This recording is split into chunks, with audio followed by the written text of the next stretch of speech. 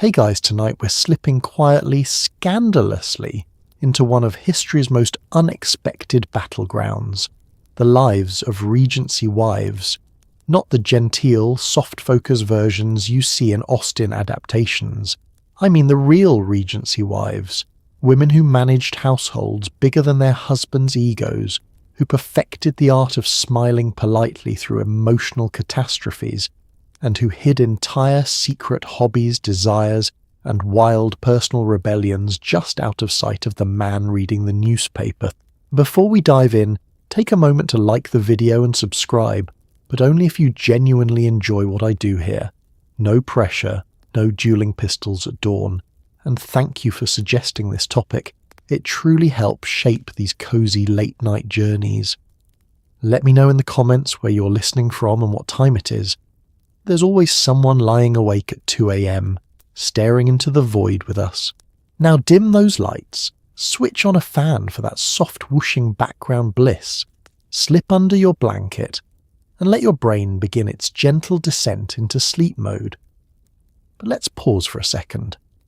What exactly was a Regency wife doing while her husband pretended to manage the estate, but mostly napped after lunch?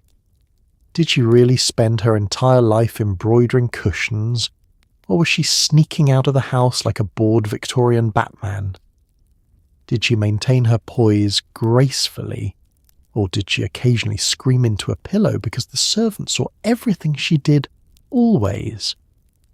Was she quietly slipping scandalous novels under her mattress, taking secret archery lessons, hosting underground poetry nights, flirting with the footman, flirting with the idea of setting her husband's ugly waistcoat on fire? And how did she maintain perfect social composure while constantly on the brink of implosion because one misstep could ruin her reputation faster than you can say improper conduct? And now congratulations, you've just woken up in the Regency era. It's 1811. You're wearing a dress so tight your lungs have filed complaint, your hair requires its own architectural blueprint, and everyone is silently judging you at all times. Good luck. Your morning begins with the gentle sunlight filtering through thin muslin curtains and the sound of your husband snoring like a broken accordion. You lie perfectly still, wondering if today he might acknowledge your existence or simply ask where his cravat is before leaving the room without making eye contact. You watch him for a moment, this man you married partly for social stability and partly because everyone around you kept insisting he was a good match. Right now, he looks less like a good match and more like a wilted fern sprawled across the bed, drooling into a monogrammed pillowcase. His hair is arranged in a style you can only describe as unintentionally political. You slowly shift onto your side, careful not to wake him, because waking him comes with questions you don't want to answer. Did you sleep well? No. Did you hear the servants drop that tray at midnight? Yes. Will you be attending luncheon with my mother? Absolutely not. Instead, you consider your real morning task, composing your face. Your expression must be serene, rested, unbothered, and ready to endure another day of polite marital invisibility. You smooth your hair, straighten your nightdress, and take a breath so small and quiet it barely registers as respiration. After a few minutes, your husband finally stirs. He does not turn toward you. He does not greet you. He simply sits up, yawns like a man emerging from a coma, and mutters something about stuffy rooms as if you personally controlled the weather. You offer him a gentle good morning, and he responds with the emotional enthusiasm of a damp handkerchief. Now the real performance begins. As he dresses, he narrates every action under the misguided belief that you care deeply about his waistcoat choices. You nod politely while contemplating whether this is the same man who once wrote you poems before marriage. Poems with words like radiant, beloved, and celestial light. These days, the only celestial light he comments on is the glare on his boots. Once he finishes dressing, he stands before the mirror adjusting his cravat with the intensity of a surgeon, preparing for a heart transplant. Ironically, this may be the most passion he has displayed in months. You sit on the edge of the bed watching him, feeling like a decorative item in your own bedroom. Not quite furniture, not quite a person, somewhere in between, like a tasteful vase with opinions no one asks for. He clears his throat. "Have you seen my gloves?" "Ah, yes." The daily ritual, finding items you did not misplace, do not use, and do not care about. You rise gracefully, retrieve them from the chair where he left them, and place them in his waiting hands. He thanks you the way one might thank a servant for passing the salt. Then he is gone, disappearing into the hallway like a man determined to start his day without acknowledging the emotional reality of his wife. The door clicks shut. Silence returns.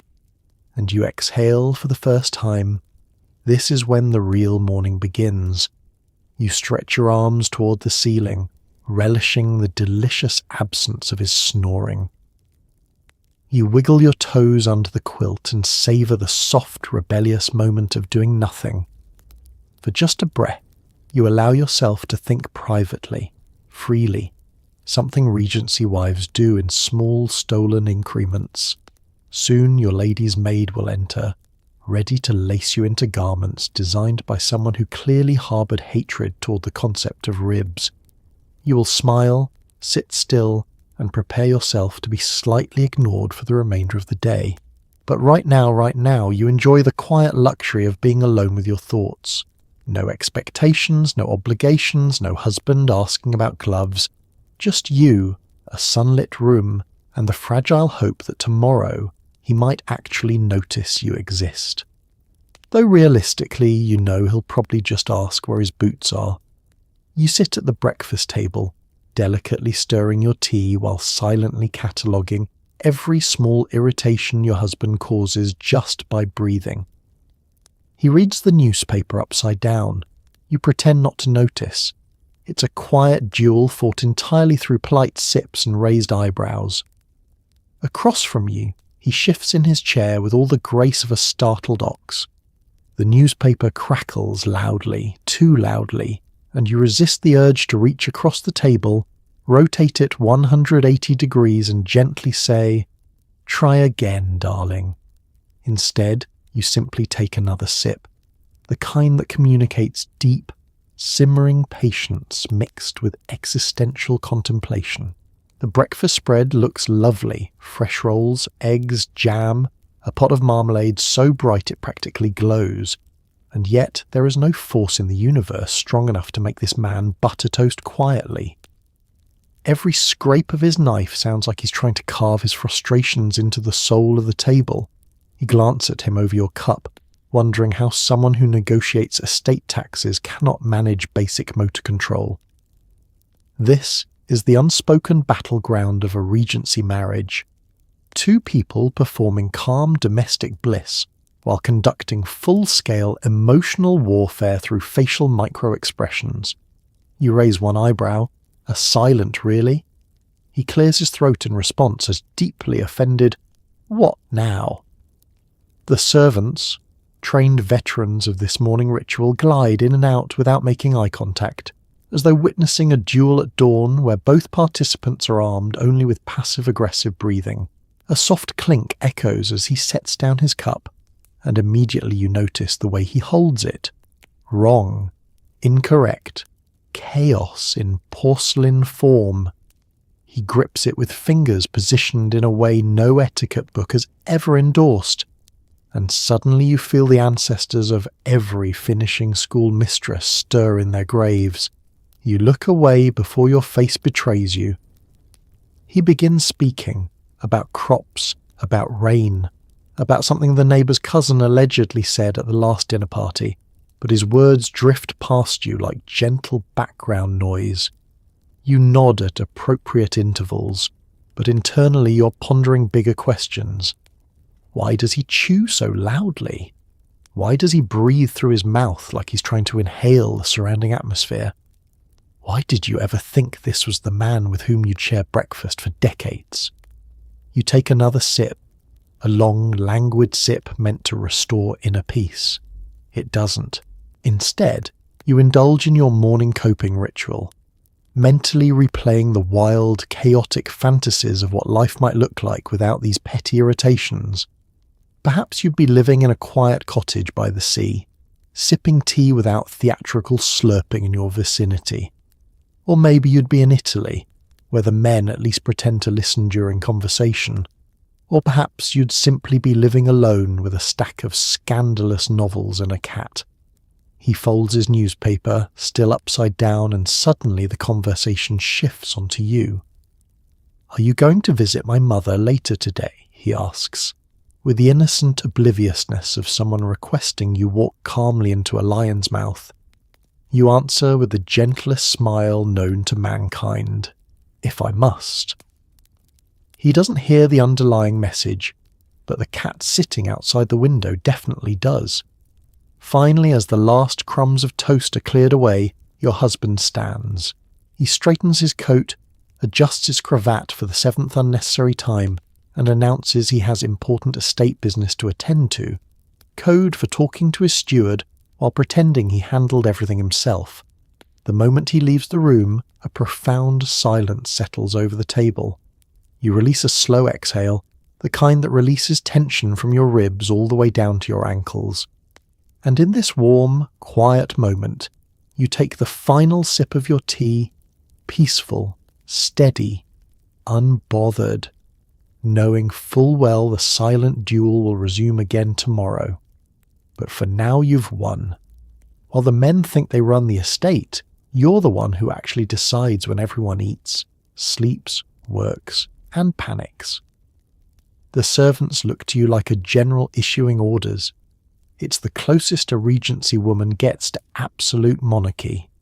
Every morning, before your husband finishes pretending to manage crops he's never personally touched, you've already orchestrated the entire day.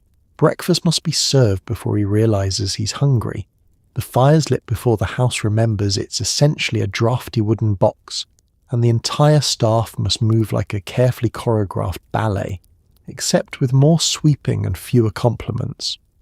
You glide through the halls, issuing instructions with the precision of a seasoned commander. Move the luncheon forward half an hour. Tell cook to reduce the salt. My husband's mother is visiting. Please inform the stable boys that the carriage must arrive precisely at 3, not a minute earlier, or she'll think I'm eager. You say all this calmly, politely, and with the faint suggestion that the universe itself ought to reorganize to accommodate your preferences. Your husband, meanwhile, genuinely believes he handles the estate's operations. He sits in his study with ledgers open, nodding gravely at things he does not fully understand. Occasionally he mutters something like, "We must increase efficiency," though the only thing he has ever increased is the amount of ink spilled on his cravat. You quietly allow him this illusion of authority because you are kind, and because it keeps him out of your way. The servants know better. They watch you glide through doorways with the poised confidence of a monarch disguised in muslin. When you enter a room, people straighten. When you raise a brow, they move faster. Even the cat seems to hold its breath when you pass. Your schedule governs them all, your timeline, your pacing, the rhythm of the household beating like a quietly urgent drum beneath the surface of domestic life. It is, in a way, a delicious power. Not the dramatic crown-wearing kind, not the ability to command armies, unless you count the footmen, but the subtle, steady power of a woman who knows exactly how to keep an entire estate from collapsing into social and logistical anarchy. You could, if you wished, delay dinner by 15 minutes and send tremors through the household that last all week. You could order tea early, and suddenly the entire rhythm of the servant's day must reorganize to accommodate the ripple effect of your whim. It's like Regency butterfly chaos theory. You try not to misuse this power, of course, except occasionally, like when your husband irritates you and you deliberately schedule his mother's visit for the one afternoon he cannot escape, or when a particularly nosy neighbour announces she will drop by unexpectedly, and you ensure the drawing room will be accidentally undergoing an intense and extremely inconvenient cleaning.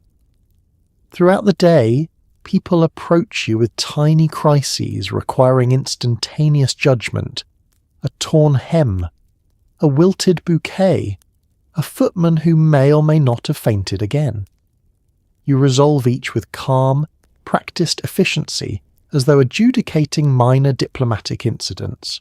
But your favourite part comes in the late afternoon, when the household finally aligns under the solid structure of your planning. Servants sweep like wind currents, meals appear at perfect intervals, fires crackle exactly when they should, and your husband returns home thinking the estate has effortlessly maintained itself. You nod politely as he congratulates himself for keeping things running while you sip tea and resist the urge to say, "Yes, darling, the universe is very proud of you." By evening your schedule is held strong, the estate has not burned down, and everyone has survived another day under your benevolent rule. You may not wear a crown, but in this house your word is law, spoken quietly, delicately, yet followed absolutely. Corsets, petticoats, stays, chemises, ribbons, and decisions about which pastel shade communicates, "I am composed but also might elope." Getting dressed becomes a daily existential crisis. You tug each layer into place with the dignity of a warrior going into battle. Your lady's maid hovers nearby, armed with pins, fabric ties, and the quiet resignation of someone who knows this will take at least an hour. You lift your arms as she slips the chemise over your head, light, soft, deceptively innocent. It is the first whisper of a long journey, involving fabric engineered specifically to test your patience. Next come the stays. These are less supportive garment and more gentle reminder that breathing is optional. They tighten around your torso with the enthusiasm of a python that has recently discovered Pilates. As the laces pull taut, you recite the traditional Regency morning prayer, "Let my ribs forgive me." Your maid steps back, evaluating you like a sculptor appraising marble that occasionally complains. You straighten your spine, mostly because the stays prevent any other posture. There is no slouching. There is only dignity, or something approximating dignity, while you try not to faint. Then we move on to petticoats, plural. Each layer rustles like a disgruntled ghost.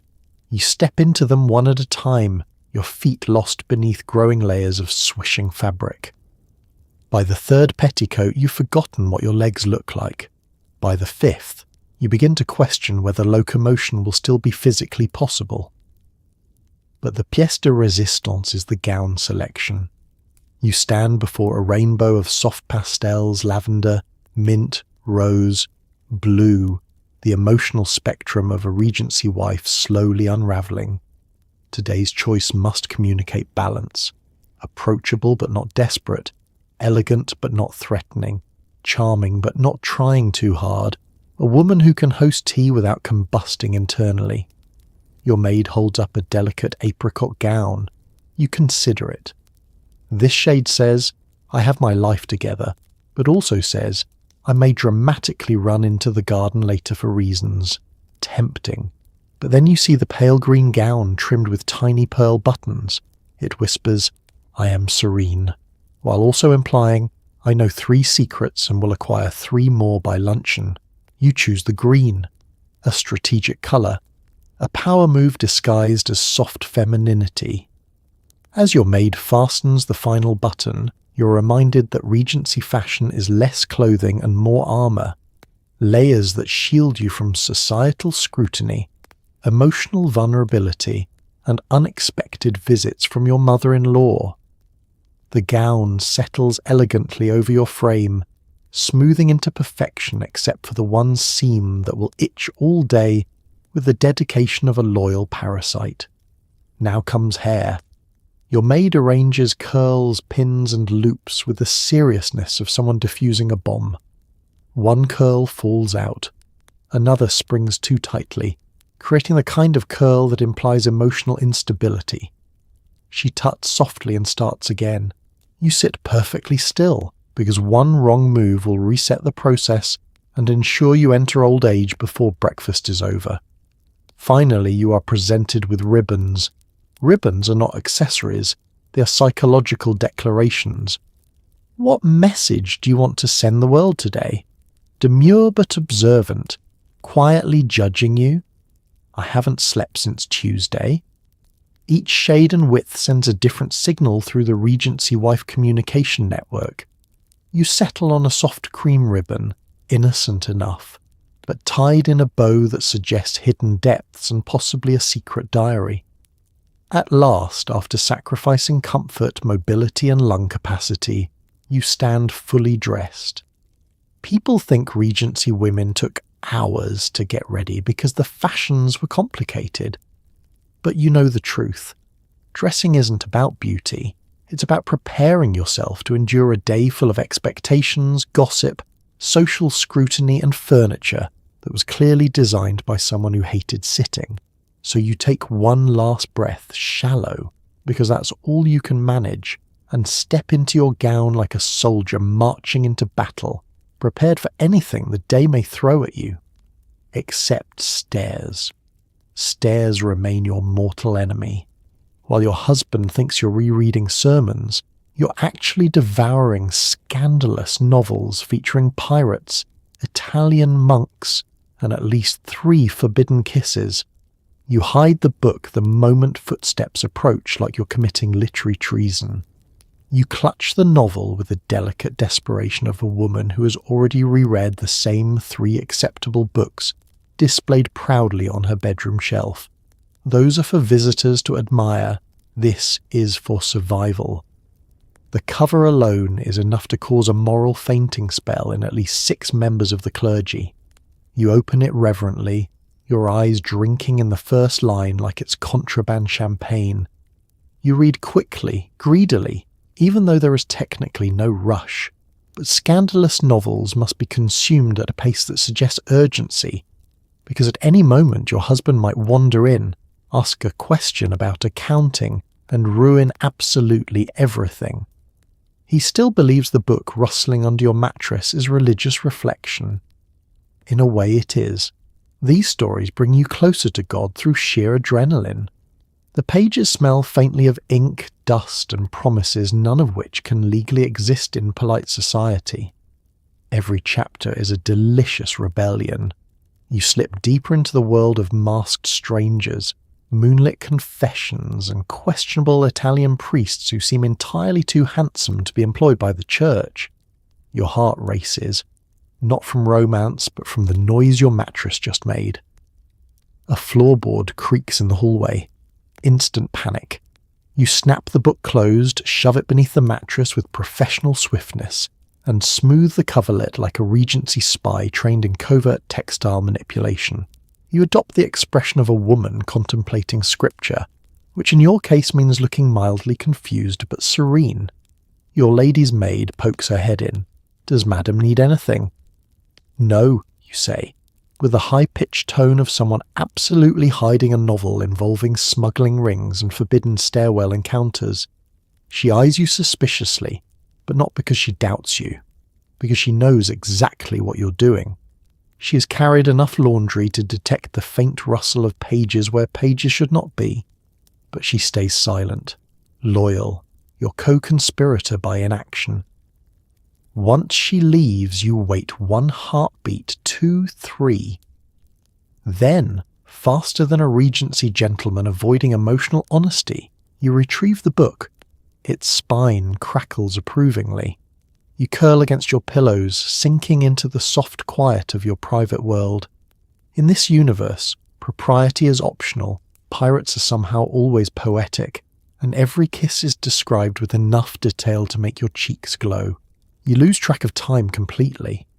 Outside your window, birds chirp, servants bustle, life continues, but you're on chapter 12, where the heroine is about to decide between fleeing the country or dramatically fainting on a balcony. Choices, choices. You pause occasionally to reflect on how absurd it is that reading requires this level of espionage. But society has strict ideas about what a respectable woman should enjoy. Sermons? Yes. Letters about grain prices? Absolutely. Anything written by a person with passion, imagination, or a pulse? Out of the question. So you protect your secret library with the devotion of a dragon guarding treasure. Under your mattress lie worlds far larger than your drawing room. Worlds where women run away with mysterious strangers, challenge their destinies, and occasionally punch a villain directly in the feelings. You sigh happily and return to reading. Later, when you hear the faint thud of your husband's footsteps approaching, you once again slide the novel into hiding, smoothing the mattress like nothing has occurred. He enters the room, completely unaware that you've just mentally eloped with a pirate captain named Raphael, who has a tragic past and surprisingly good hair. Still reading your sermon book? He asks without looking. Oh yes, you answer, sweetly. Very enlightening. He nods and leaves. You wait for the door to close, and in one smooth, glorious motion, you reclaim your hidden treasure. Because in a world that dictates every stitch you wear and every opinion you may express, these pages are freedom, smuggled ink, secret dreams, and the quiet, rebellious joy of a woman who refuses to let her imagination be governed. A simple stroll becomes your daily exhale, the one moment you're allowed to leave the house without a chaperone breathing down your neck. You savour the freedom of 3 uninterrupted minutes before running into someone who wants to discuss the weather for 20. Stepping out into the garden feels like stepping into a different lifetime. The air hits your face with the gentle force of mild liberation. Birds chirp overhead in a way that suggests they have not read a single etiquette manual. A breeze teases the hem of your gown, and for a moment, just a moment, you imagine yourself as a wild, untamed creature who answers to no one except perhaps the occasional flower. The gravel path crunches under your shoes, each step echoing like a tiny reminder that you are technically outside unsupervised. A scandal, a thrill, a brief taste of independence measured in yards, not miles. You walk with graceful purpose, which is the only speed allowed for Regency women. Running is for criminals and children. Speed walking is for neither, but is equally frowned upon. For these first few minutes your thoughts drift freely. You imagine travelling the world, climbing mountains, reading novels in the open rather than under a mattress. You fantasize about living a life where you choose your dresses based on comfort rather than social strategy. You picture yourself living somewhere warm, somewhere where no one says, "Should you really be walking alone?" with the concerned tone of a person who has never attempted autonomy. You inhale deeply, fresh air, damp earth, the faint smell of roses, and feel your lungs expand in a way your corset does not approve of. But you are outdoors, and minor lung rebellion is permitted. Then, inevitably, you see her. Mrs. Hartford, the local ambassador of unnecessary conversation. She approaches with the determined shuffle of someone who has decided you will now be talking about the weather, her cousin's cough, and the price of lamb. You smile politely, bracing yourself with the emotional fortitude of a woman preparing to undergo dentistry without anaesthesia. "Lovely day, is it not?" she begins. "Ah, the Regency battle cry," you nod. "Indeed, quite charming." And thus begins a 20-minute monologue about humidity. You try to look engaged, but internally you drift away like a kite on a windy day. You wonder what the Italian monks in your hidden novels would do in this situation. Probably leap over a balcony. Tempting. Eventually, after agreeing wholeheartedly with statements like "clouds do look lower this year," you manage to escape. You continue down the path with renewed determination, savouring every inch of personal space reclaimed. Further along you find your favourite spot, a small stone bench tucked beneath a willow tree. This is your sanctuary. No weather updates, no scrutiny. No one reminding you to walk modestly, whatever that means. Just the slow rustling of leaves, the sun warming your sleeves, and the quiet whisper of solitude. Here, you allow your mind to roam. You imagine writing letters you'll never send, planning adventures you'll never take, and telling certain people exactly what you think of their opinions on cloud height. You breathe out slowly, feeling the tension unwind from your shoulders. But no Regency wife enjoys peace for long. A gardener eventually strolls by, nodding respectfully, ready to update you on the progress of the gooseberry bushes. You listen kindly, because it is gooseberry law, but inside, you observe the irony. Even outdoors, even in freedom, society still hovers like an overzealous chaperone. Still, as you rise and begin the slow walk back toward the house, you feel lighter, a little steadier, as though the earth itself lent you a moment of reprieve. These walks are small rebellions, tiny cracks in the wall of expectation. You savour them because they remind you that somewhere beneath the gowns and duties, you are still a person. And despite the weather updates, it feels good to breathe. You sit in a drawing room surrounded by women who smile sweetly, while drafting each other's social obituaries. You contribute a well-timed whisper about Lady Finch's cousin's scandal, earning social points like a Regency stockbroker. The air is thick with lavender sachets, warm tea and weaponized politeness. The drawing room looks innocent enough, soft cushions, embroidered pillows, delicate china, but you know better. This is the Regency marketplace of whispers, a bustling stock exchange where reputations are bought, traded, inflated, or completely demolished before anyone finishes their scone.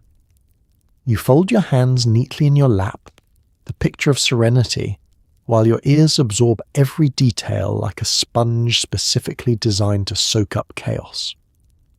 Across from you, Mrs. Davenport leans forward just slightly, just enough to signal she possesses a morsel of information so potent it should probably be taxed.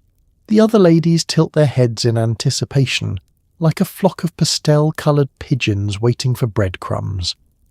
She begins with a phrase every Regency woman knows instinctively. Of course, I shouldn't say this, but yes. The ceremonial invocation that grants permission to reveal anything, regardless of morality, legality, or basic human decency. She whispers about someone's sister's fiancé's brother, who may or may not have been seen in the company of an actress. The room erupts, not loudly of course, because that would be improper, but with a flurry of widened eyes and genteel gasps. You sip your tea slowly, letting the scandal warm you from the inside like cinnamon. Then it's your turn. You offer your own tidbit with the strategic timing of a general choosing when to deploy the cavalry. Lady Finch's cousin has been seen visiting town far too frequently for someone collecting embroidery supplies. The room inhales collectively. The point value of your contribution rises. If gossip were currency, you just bought beachfront property in an excellent neighbourhood. You sit back letting the murmurs spread, a calm smile resting on your face. You've played the game well. For the moment, your social standing glitters.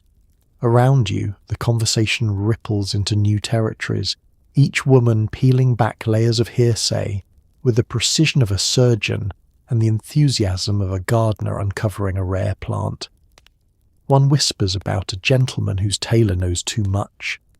Another details the exact number of times a certain widow has visited the bookshop unaccompanied.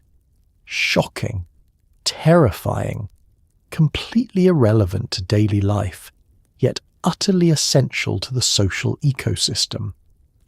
This is how Regency society regulates itself, not with laws, but with murmurs. A single whisper travels through households faster than influenza. A rumour can destroy a season, or, if you're clever, elevate one.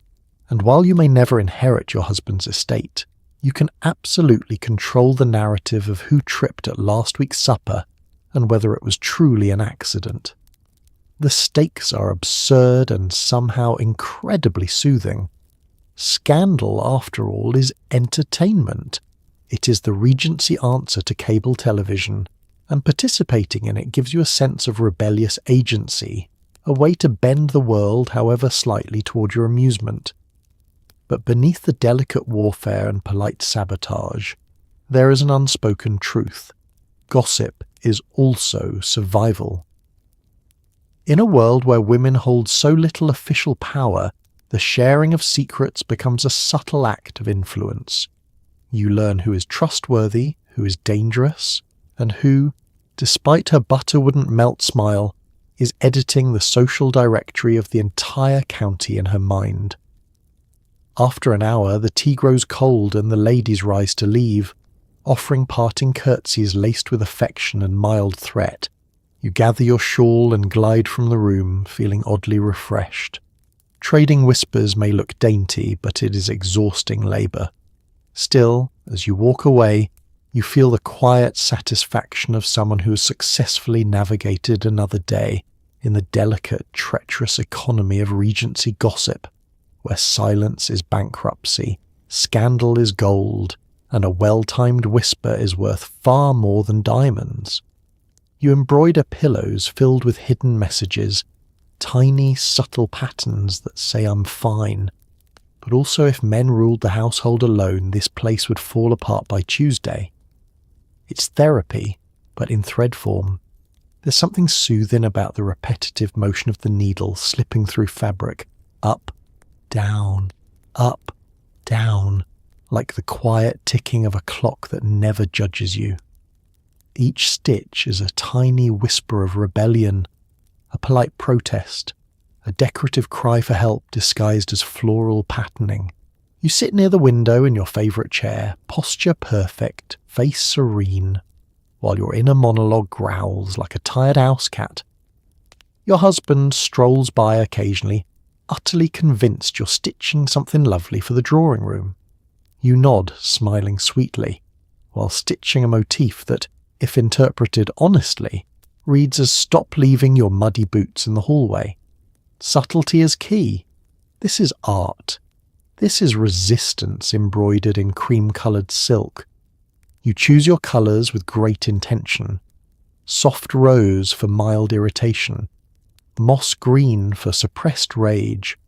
Forget-me-not blue for the memories of every conversation in which you were interrupted.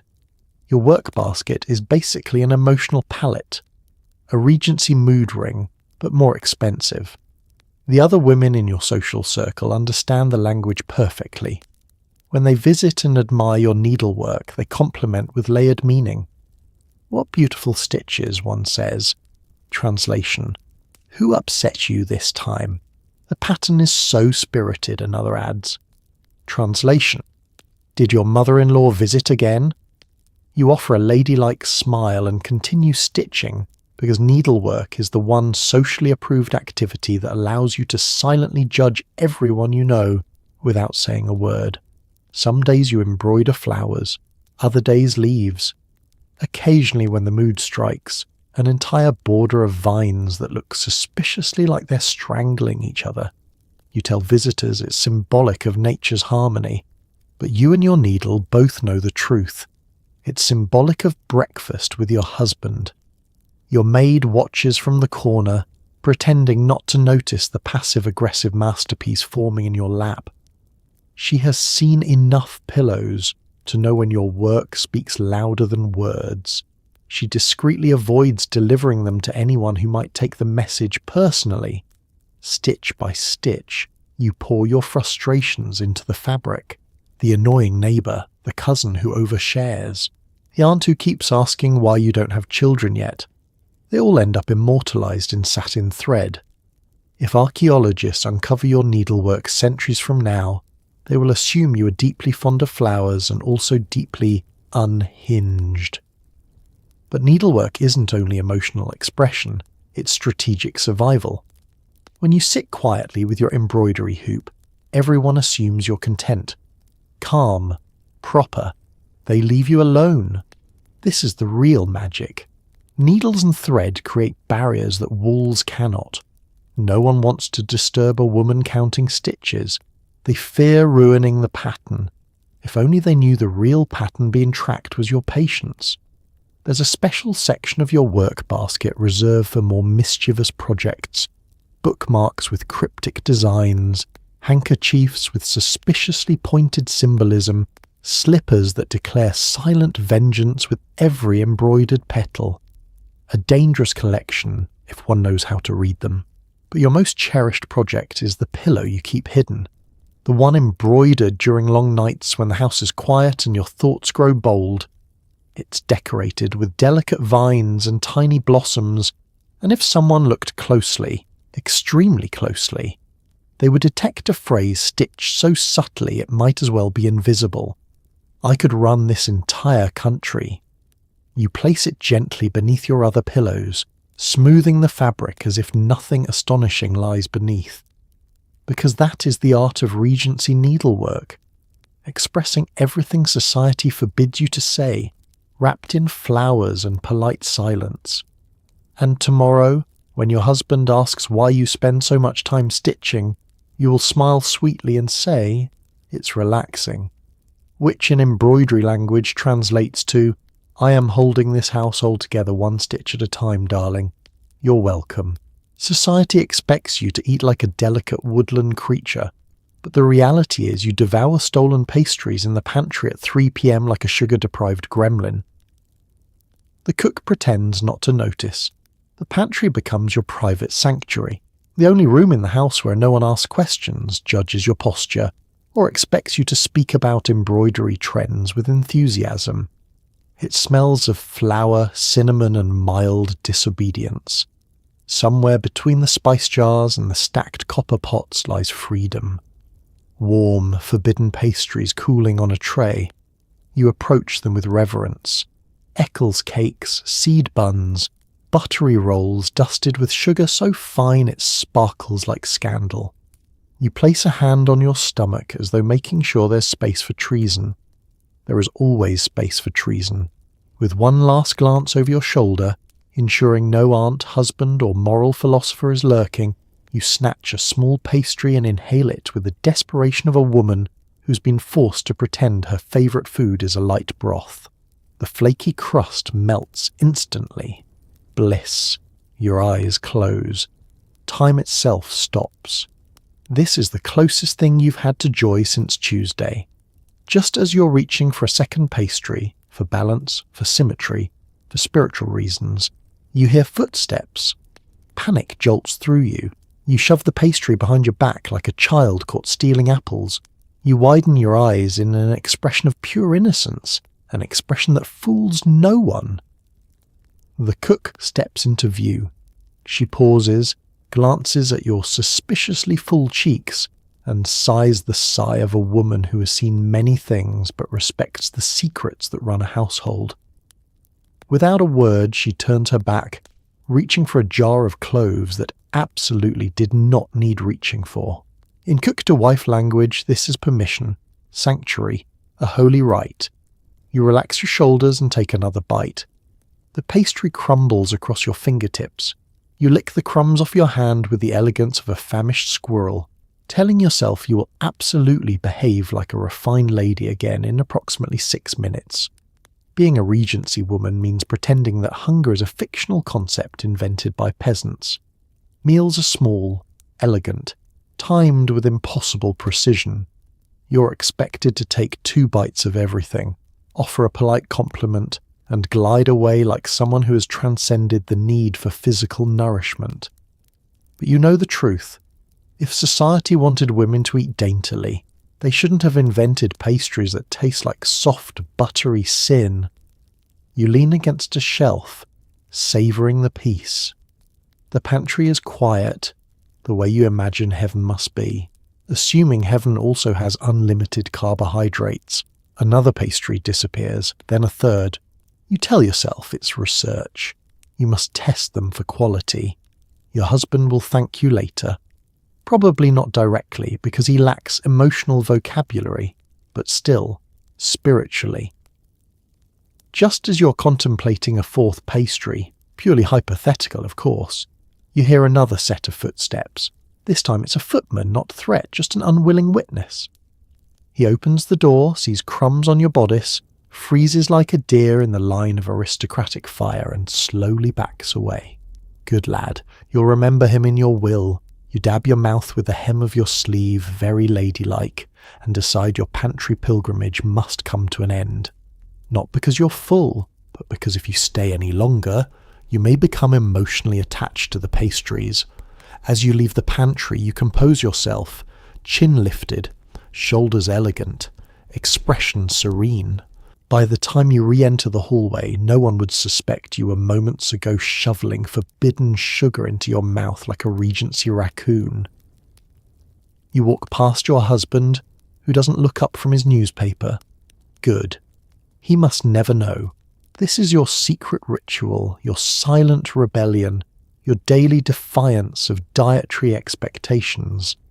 A small joy hidden between tea time and tedium, carried out in the quiet heart of the pantry, where every stolen pastry tastes like victory.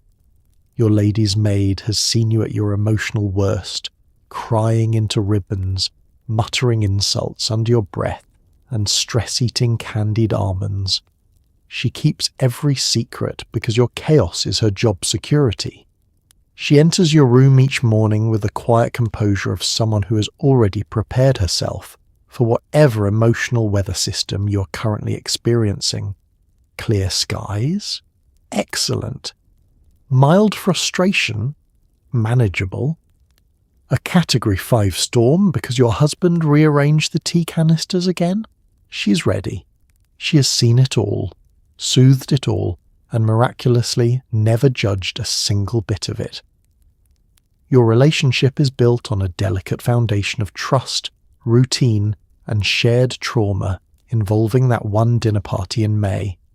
When she brushes your hair, she hums softly, letting the sound fill the silence that would otherwise be occupied by your spiraling thoughts. When you're upset, she hands you a handkerchief before you've even realized you're on the brink of tears. When you rant about your mother-in-law, she tightens your corset just a bit more than usual, as if physically echoing your emotional tension. She knows every version of you, the serene wife, the anxious hostess, the dramatic heroine rehearsing imaginary arguments in the mirror. She knows when you need encouragement and when you need pastries smuggled in through the servants' corridor. And perhaps most importantly, she knows how to keep her voice gentle, even when delivering hard truths, like "No, madam, you cannot burn that letter," or "Yes, madam, the footman absolutely saw you hiding behind the hydrangeas." As you sit at your vanity, she begins her daily ritual, smoothing your hair, fixing ribbons, adjusting lace, and quietly filtering the day's gossip. She presents it with the precision of a scholar and the dramatic timing of a seasoned actress. "Mrs. Davenport says Lady Ridley fainted again," she murmurs while pinning a curl. Translation: prepare yourself. You will have opinions about this later. Then, just as your thoughts drift, she places a gentle hand on your shoulder. Deep breath, she reminds you. Not because your corset is tight, though it is, but because she can sense you are moments away from launching into a monologue about the emotional burden of planning next week's luncheon. She's the only person in the household who sees the real choreography behind your polished exterior. The pacing, the silent screaming, the nightly ritual of collapsing face first into your pillows. She knows that your refined demeanour is held together with willpower, hairpins, and approximately 7 layers of social obligation. She has saved you from disaster more times than you can count. When you nearly sent a letter you absolutely should not have sent, she intercepted it. When your gown tore 10 minutes before guests arrived, she stitched it with the speed and focus of a surgeon. When your husband walked in during one of your theatrical soliloquies, she coughed loudly enough to give you time to compose yourself. But her loyalty is not just practical, it is emotional. She hears the things you cannot say aloud. She picks up on the tremor in your voice when you insist you are fine. She hands you a cup of tea before you even know you need one. She rearranges the room around your mood like a quiet force of stability. You trust her with your hair, your secrets, your anxieties, and occasionally your dessert. In return, you treat her with a kind of gentleness rarely afforded to women in this world. You ask about her family. You protect her from unreasonable relatives. You let her rest a moment longer when she looks tired. The two of you navigate the household like a pair of conspirators bound by shared exhaustion and mutual respect. When the day ends and you finally unlace the armour of your gown, she is there to help you breathe, to help you unwind, and sometimes to help you laugh at the absurdity of it all. Because every Regency wife needs at least one person who knows absolutely everything and chooses to stay anyway. Every letter you write is a masterpiece of subtle shade, politely ruining someone socially in 2 paragraphs of flowery penmanship. You dip your quill in ink and vengeance. The moment you sit at your writing desk, something shifts inside you. The sunlight glints off the polished wood. The inkpot gleams ominously. You roll your shoulders back like a duelist preparing for pistols at dawn. But instead of weapons, you wield metaphors, perfect margins, and the power to make someone question their entire social standing with just one overly gracious sentence. You begin with a standard greeting, "My dearest Lady Whitcomb," a courteous opening, soft as butter, designed to lull your recipient into a false sense of security. Then comes the artistry. You craft each phrase with the precision of a surgeon and the emotional intent of someone who remembers every slight ever committed against you. "I trust this letter finds you in better health than you appeared at the soirée last Thursday." There it is, your first strike, sweet, concerned, and containing enough venom to stun a cow. You pause to blow gently on the ink, admiring the flourish of your handwriting. It's beautiful, elegant, and dripping with weaponized civility. You consider adding a second layer of shade, something about her unfortunate gown, but decide subtlety is more effective. After all, the Regency world thrives on insinuation. Saying something directly would be gauche. Letting someone unravel the implication on her own, that's real power. Your quill scratches softly against the paper as you continue. How delightful it was to see you enjoying the company of Mr. Harrington. I had not realized you two were so close. You aren't saying anything scandalous outright. You're simply planting seeds. Seeds that will bloom into gossip vines climbing across the entire county by Tuesday. Satisfied, you move on to your next letter, this one to a cousin who needs gentle correction, after spreading a rumour about your hairstyle choices. You begin with a friendly tone, then slide effortlessly into verbal lacework. What a joy it was to hear your thoughts about my new coiffure. Your creativity in describing it is truly unmatched. Translation. I will remember this betrayal forever. Your quill becomes an extension of your mood, dipping, swirling, stabbing the paper slightly when you think about your mother-in-law's unsolicited opinions. You write her a letter too, but this one requires an entirely different level of discipline. You start with the traditional greeting, then add just enough honeyed phrasing to mask the steel underneath. How generous of you to offer guidance on managing my household.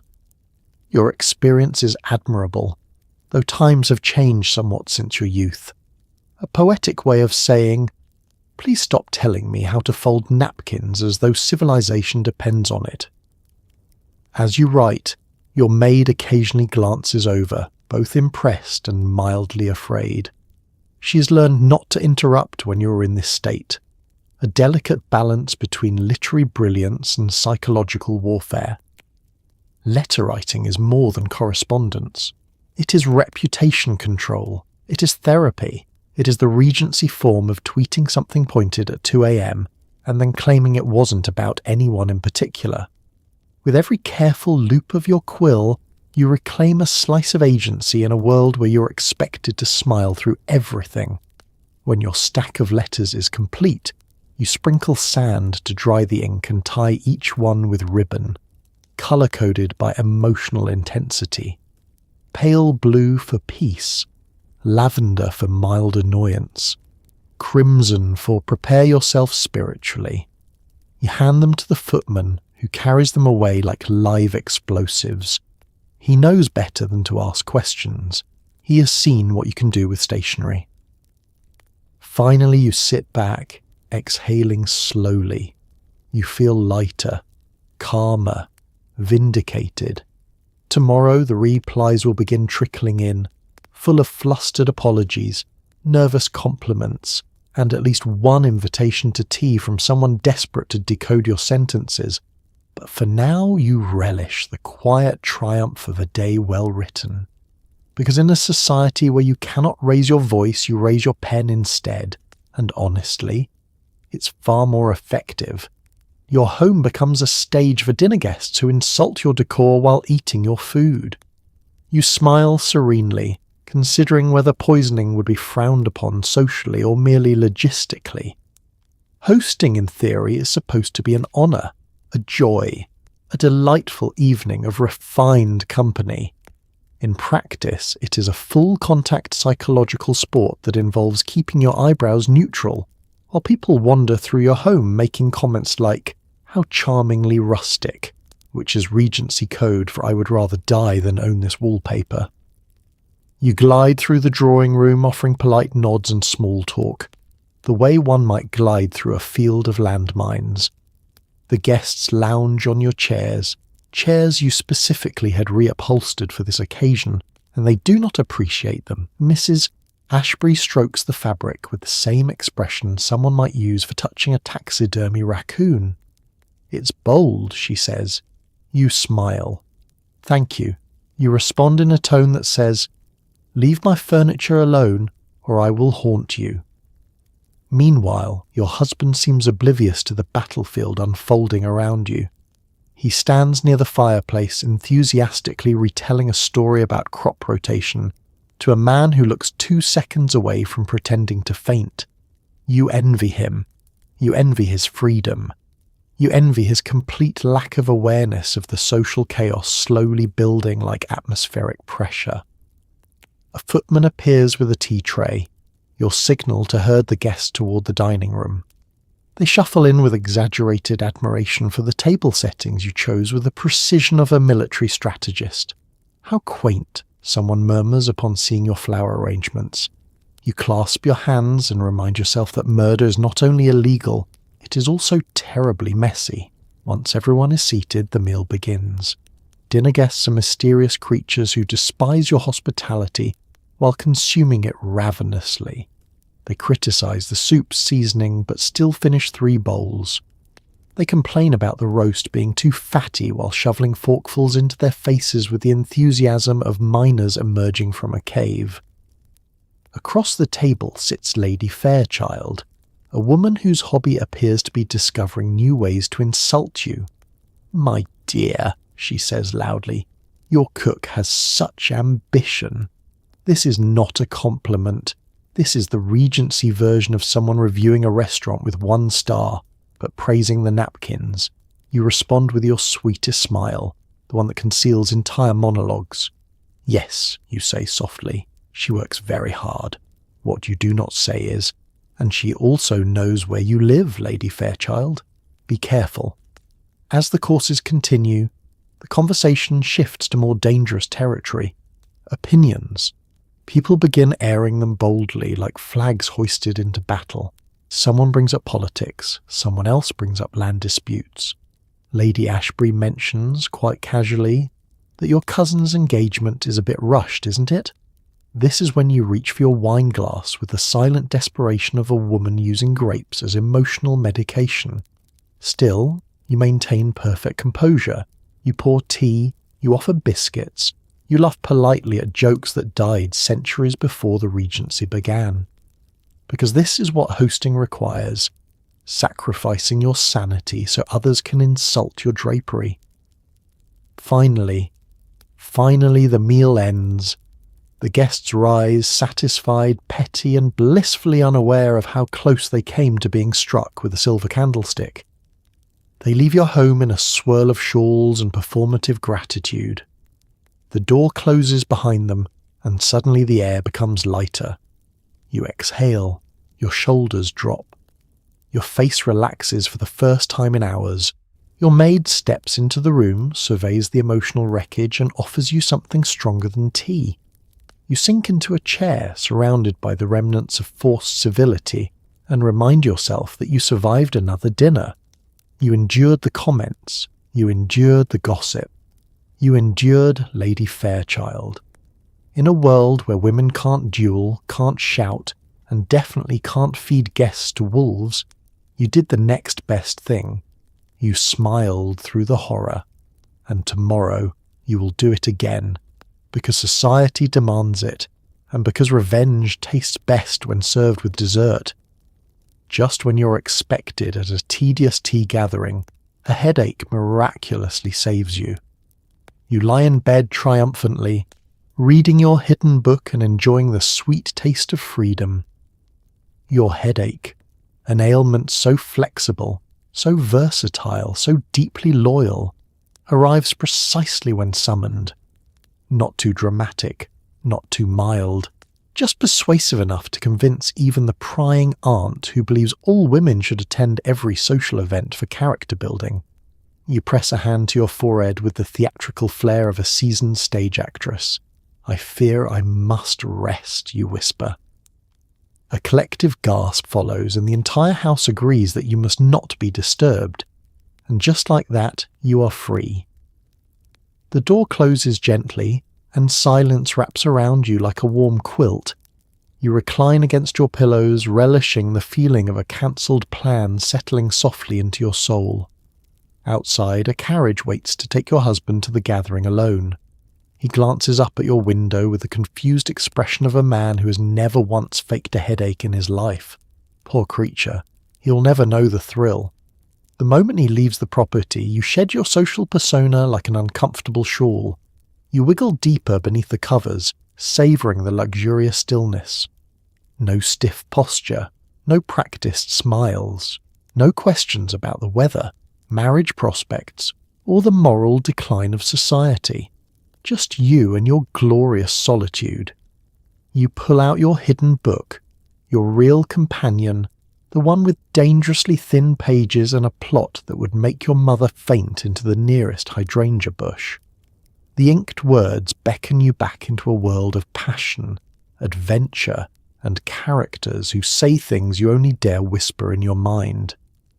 Normally you read in stolen moments, behind curtains, in the bath, under the mattress. But today you have the rare gift of uninterrupted time. You nibble on a secret snack acquired earlier, perhaps a pilfered tart or two, and turn the pages greedily. Every chapter feels like a step deeper into your own private rebellion. You imagine your friends at the tea gathering, sipping weakly flavoured beverages and exchanging limp observations about the latest embroidery techniques. You do not envy them, you pity them, because you, blessed visionary, have mastered the art that future generations will call self-care. Hours stretch sweetly. The house remains quiet except for the faint sounds of distant clattering from the servants' quarters. Occasionally your maid peeks in to check on your condition. She sees the book, the crumbs, the expression of bliss on your face, and nods approvingly. Her loyalty is absolute. She will report your condition as fragile but resting. It is a sacred pact.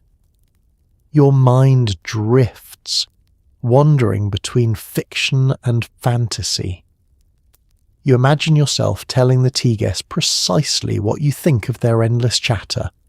You picture shocking them by dramatically revealing your book and reading aloud from the scandalous chapter. You laugh quietly into your pillow, knowing that reality could never handle such honesty. Eventually, your freedom takes on a reflective glow. There's something comforting about having a day that belongs solely to you. No expectations, no obligations. just the softness of sheets, the warmth of stolen pastries, and the characters on the page who live lives far bolder than society allows you to. As the sun begins to set, you mark your place in the book, a tender gesture for a beloved companion. You stretch luxuriously, feeling more restored than any tea gathering could ever make you. When your husband returns and asks gently, "Are you feeling better?" you give a small, perfectly measured sigh. "A little," you answer. Inside, you glow with triumph, because you didn't simply avoid an obligation. You carved out a quiet revolution, a moment in which you chose yourself over society's demands, and tomorrow, if another headache is needed, well, miracles happen. You sit down at the pianoforte playing a polite little tune while silently dreaming of smashing the keys like a rock star. The audience nods approvingly, completely unaware of your internal screaming. Your fingers hover over the ivory keys with the resigned grace of someone performing a civic duty rather than an artistic expression. This recital was not optional.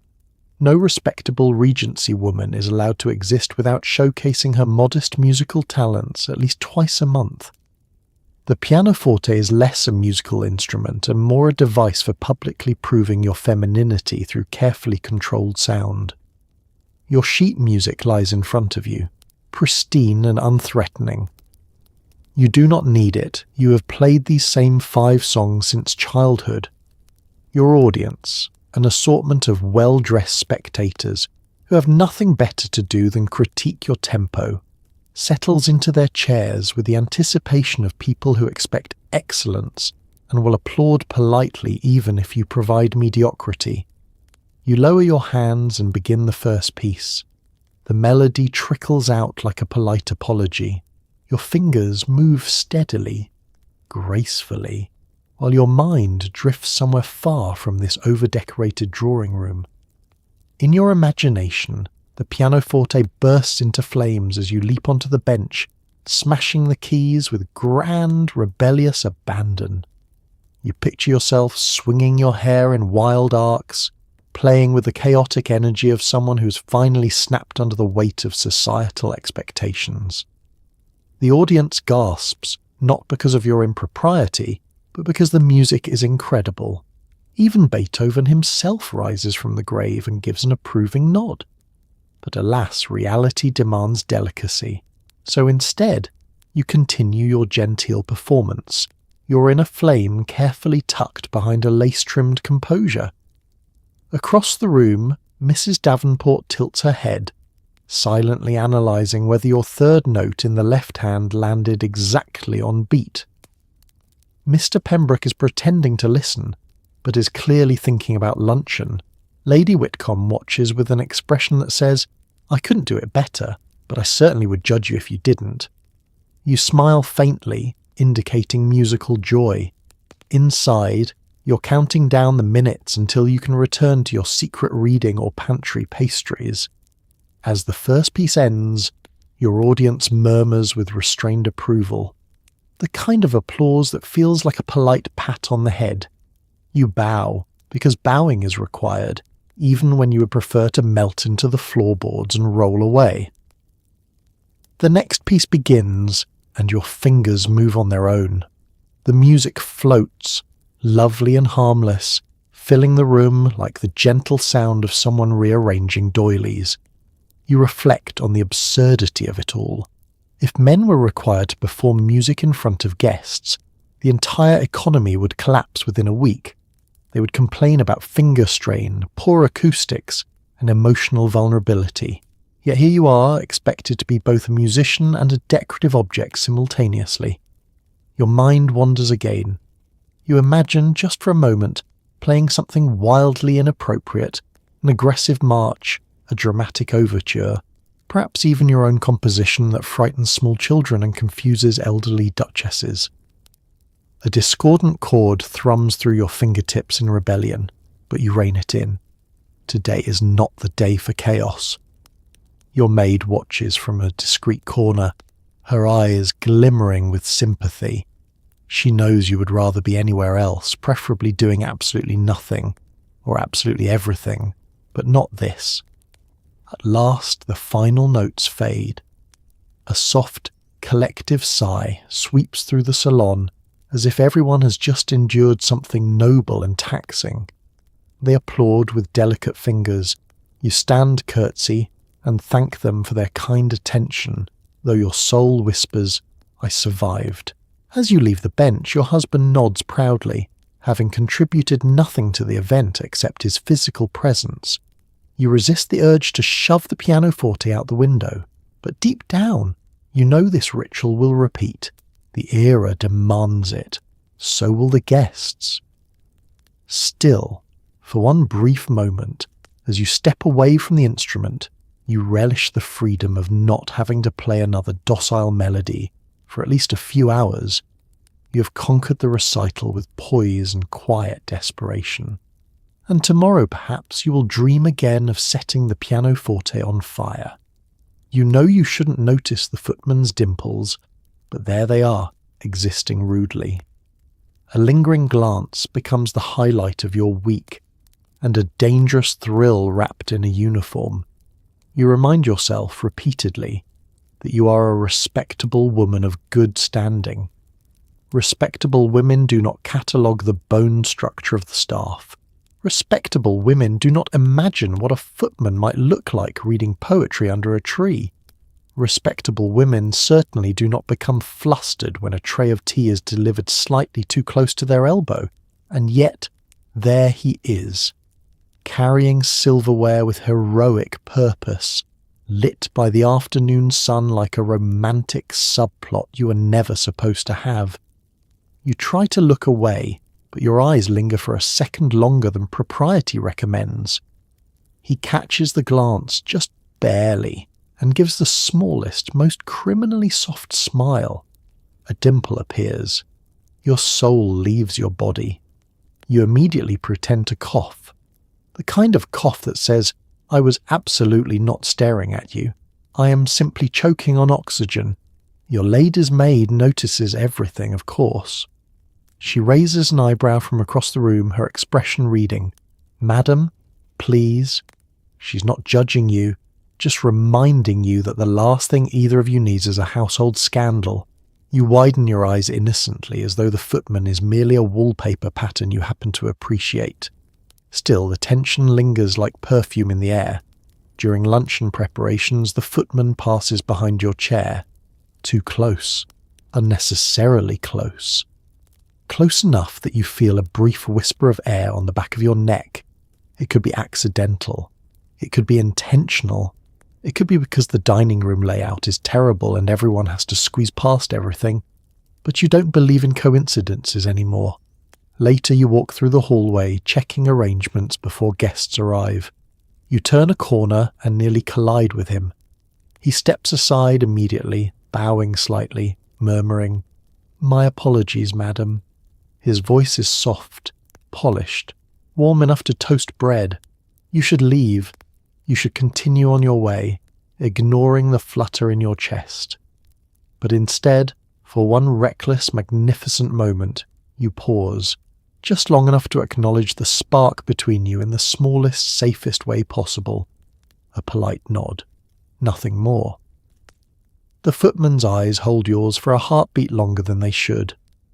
The hallway goes quiet. The rest of the world slips out of focus. Then you both step back, returning to your predetermined stations in life like actors reluctantly hitting their marks. Because this is the Regency era. A glance is a paragraph, a smile is a chapter. A lingering moment in a hallway is practically a marriage proposal and a scandal rolled into one. Throughout the week, your interactions remain minimal, small, harmless exchanges that nobody else interprets as dangerous. He helps you into your cloak before a carriage ride. He refills your tea with slightly too much attentiveness. He holds the drawing room door open as though it's an honour reserved exclusively for you. And every time the dimples reappear, rudely, persistently, as if unaware of their destructive potential, you tell yourself the thrill is ridiculous, harmless, short-lived. a silly little fantasy that brightens your otherwise structured existence. After all, nothing could ever happen, nothing should. Yet when your husband compliments your new hairstyle and you respond vaguely, your mind isn't on the hairstyle at all, it's on a pair of dimples and the warmth of a voice saying, "After you, madam." Who knew the most exciting part of your week would be a man carrying a tray? Still, as you lie in bed that night staring at the ceiling, you allow yourself one small indulgence, the memory of that hallway moment, the spark, the stolen pause, the universe briefly opening a window just wide enough to let in a blush of possibility. You smile into the darkness, knowing tomorrow you will resume your role, dutiful wife, graceful hostess, perfect lady. But tonight you let yourself dream of dimples. You sit across from the woman who believes you're raising her son wrong despite him being a fully grown adult who cannot locate his own socks. You smile through the fear. The tea tray rattles ever so slightly, as though even the porcelain senses danger. You fold your hands neatly into your lap, adopting the posture of a woman who is not, in fact, preparing spiritually for battle. Your mother-in-law settles into the opposite chair, with the grace of a queen taking her throne, and the expression of someone who's already found 10 things to criticize before you even pour the tea. She begins with the traditional greeting of her people. Well, a single word, a loaded weapon. You pour tea for both of you, praying your hand does not shake. Any tremor will be noted, documented, added to the file she mentally keeps labelled "Reasons My Son Deserves Better." As you pass her the cup, she inspects it as if expecting to find evidence of treason swirling among the leaves. She takes a dainty sip. Then, without looking up, she murmurs, "My dear, you do know he prefers 2 lumps of sugar, not 1. Ah, there it is. The opening salvo. You smile, serene as a sleeping lamb. Of course, you reply. But the doctor did suggest he reduces sugar. You do not add, because he becomes insufferable when hyperactive. She narrows her eyes, suspicious of your competence, suspicious of physicians, suspicious of your entire existence. She sets the cup down with a soft click that sounds like judgment incarnate. "You seem tired," she observes, which in mother-in-law dialect means "you look terrible, and it's your fault." "I'm quite well," you reply. Inside, your soul attempts to leave the room. She shifts topics abruptly, a predator circling. The household staff seems rather unfocused lately. Translation. You are running this estate like a sieve. Never mind that she has not run a household in 20 years, and her last attempt involved setting curtains on fire with a mismanaged candle. You respond with polite firmness, assuring her everything is under control. She exhales dramatically, unconvinced. You sip your tea, wishing it were laudanum. Then comes the ultimate test. How is my son? You smile a smile that could win awards. He's well. Busy with state matters. Which is true, if you categorize forgetting his own appointments while rearranging paperweights as estate matters. Your mother-in-law leans forward, eyes gleaming with the thrill of confrontation. He tells me he couldn't find his riding gloves yesterday. Ah, a crisis of national significance. You resist the urge to point out that he couldn't find them because he left them in the stable, on the horse. Instead, you offer a calm explanation that satisfies no one. She tuts. In my day, a wife kept such things in perfect order. In your day, you think sweetly. Men knew how to put things away. But you smile and nod because this is Regency England, and honesty is considered a violent act. The conversation drifts to weather, fashion, and the moral decline of society. Each topic is a trap. You navigate them carefully, offering non-committal replies that neither agree nor disagree too strongly. Survival requires neutrality, a diplomatic art form you have honed through practice and trauma. Finally, the tea is finished. You rise, praying she will not suggest a walk or request a tour of the linen closet. She gathers her shawl and stands slowly, as though preparing to deliver a closing argument. "You're doing your best," she says at last. A rare compliment, a miracle, a sign from heaven. Then she adds, "Of course, improvement is always possible." There it is, balance restored. As she leaves, you feel tension drain from your body like water from a cracked vase. The silence she leaves behind is the sweetest sound you've heard all week. You sink into the nearest chair, clutching a pillow and whispering a thank you prayer to every saint who oversees daughters-in-law, because you survived, not gracefully, not easily. But you survived tea time with your mother-in-law, and that, in any era, is a heroic accomplishment. Your husband thinks the bills magically pay themselves. Meanwhile, you juggle servants' wages, candle expenses, and the rising cost of tea like a financial wizard performing quiet miracles. He sits in his study with the ledger open, nodding gravely at columns he does not understand, occasionally tapping the page with his quill as though encouraging the numbers to behave. Meanwhile, you are the one keeping this estate from descending into fiscal chaos. He believes he oversees the finances. You know the truth. He oversees the act of overseeing, while you quietly save the household from bankruptcy one candle stub at a time. You begin your morning with a stack of invoices large enough to qualify as a structural hazard. Every sheet of paper is a reminder that the household is a hungry beast, with endless needs. Coal for heating, flour for bread, new uniforms for the footman, shoe repairs, linens, firewood, mending supplies, hairpins that somehow evaporate into thin air, and of course, tea. Always tea. Tea prices rise faster than your patience declines. You dip your quill into ink and begin the careful dance of calculations. Your handwriting is neat, controlled, unwavering, everything the household itself is not. You allocate funds with the precision of a surgeon, shifting a few shillings from this category, tightening another, praying the cook doesn't suddenly decide she needs a French copper saucepan for artistry. A knock at the door. It's the butler requesting approval for the purchase of 12 new candlesticks. 12. As though you live in a cathedral. You look him dead in the eye and say, 3. He bows and retreats, his expression both defeated and impressed. This is the quiet power of a Regency woman running a household. You say one number, and the entire lighting plan of the estate changes. Your husband pokes his head in some time later.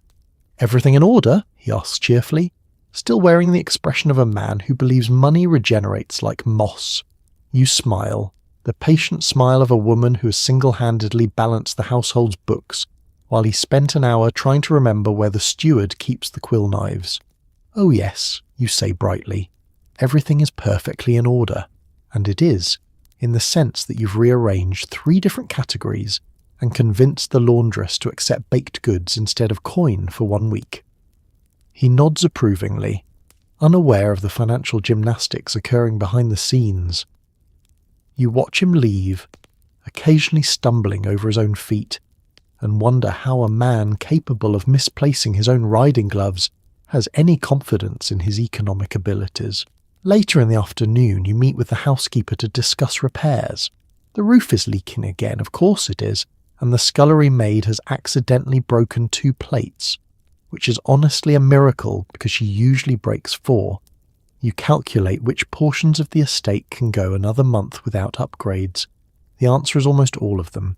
Then comes the weekly balancing, ensuring wages are ready, supplies are accounted for, and the kitchen hasn't overindulged in spices again. You gently remind the cook that saffron is not a basic ingredient. She glares at you as though you've insulted her grandmother. You remain firm. Saffron is now over. For everyone. By early evening, your desk is a battlefield of receipts, quills, sealing wax, and the kind of arithmetic that would give your husband a mild fainting spell. You stretch your fingers, rubbing the ache from your knuckles. No one will thank you for this work. No one will even notice. They will simply enjoy the warm house, the well-paid staff, the fresh bread, and assume everything happens smoothly by divine intervention. But you know the truth. This house runs because you make impossible things work with limited funds, a sharp mind, and emotional resilience powered by pastries and repressed irritation. You are the quiet architect of stability, the unsung CFO of domestic life, a Regency accountant armed with courage, quills, and sheer stubborn brilliance. And tomorrow you'll do it all again, because someone has to, and it certainly won't be your husband. There's one corner of the estate, an ivy-covered bench, a rose arbour, a tiny patch of peace, where no one ever looks for you. It becomes your sanctuary, your refuge, your unofficial therapy spot. It begins as a simple retreat, a place where you can breathe without someone asking you to embroider something, or listen to the latest drama involving a cousin you've never met. The path isn't well known, and the gardeners, bless them, instinctively avoid it. Maybe because it looks a bit too wild, or maybe because they sense the emotional importance of leaving it untouched. The ivy spills over the old stone bench like a sleepy cat, and the roses climb the trellis as though they are reaching for escape themselves. You make your way there quietly, glancing over your shoulder to ensure no one is following. Not that anyone ever is. Your husband assumes you spend every spare moment reading sermons or contemplating moral virtue. The servants know better, but they respect the sacred privacy of this hidden alcove. Even your maid pretends not to notice when you slip out with a book, 3 pastries, and the expression of someone fleeing a crime scene. The moment you step beneath the rose arbour, the world softens, the air shifts, the sounds of the estate fade into a distant hum. Footsteps, clattering dishes, your husband misplacing yet another glove, all swallowed by the rustling leaves. You sink onto the stone bench, cool and smooth beneath your hands, and finally let your shoulders drop. Here, you're not a wife, a hostess, a strategic mastermind, or the household's unofficial financial saviour. You're simply a person, a tired, thoughtful, pastry-hoarding person who needs a moment of quiet. The roses sway gently in the breeze, releasing their scent like a lullaby.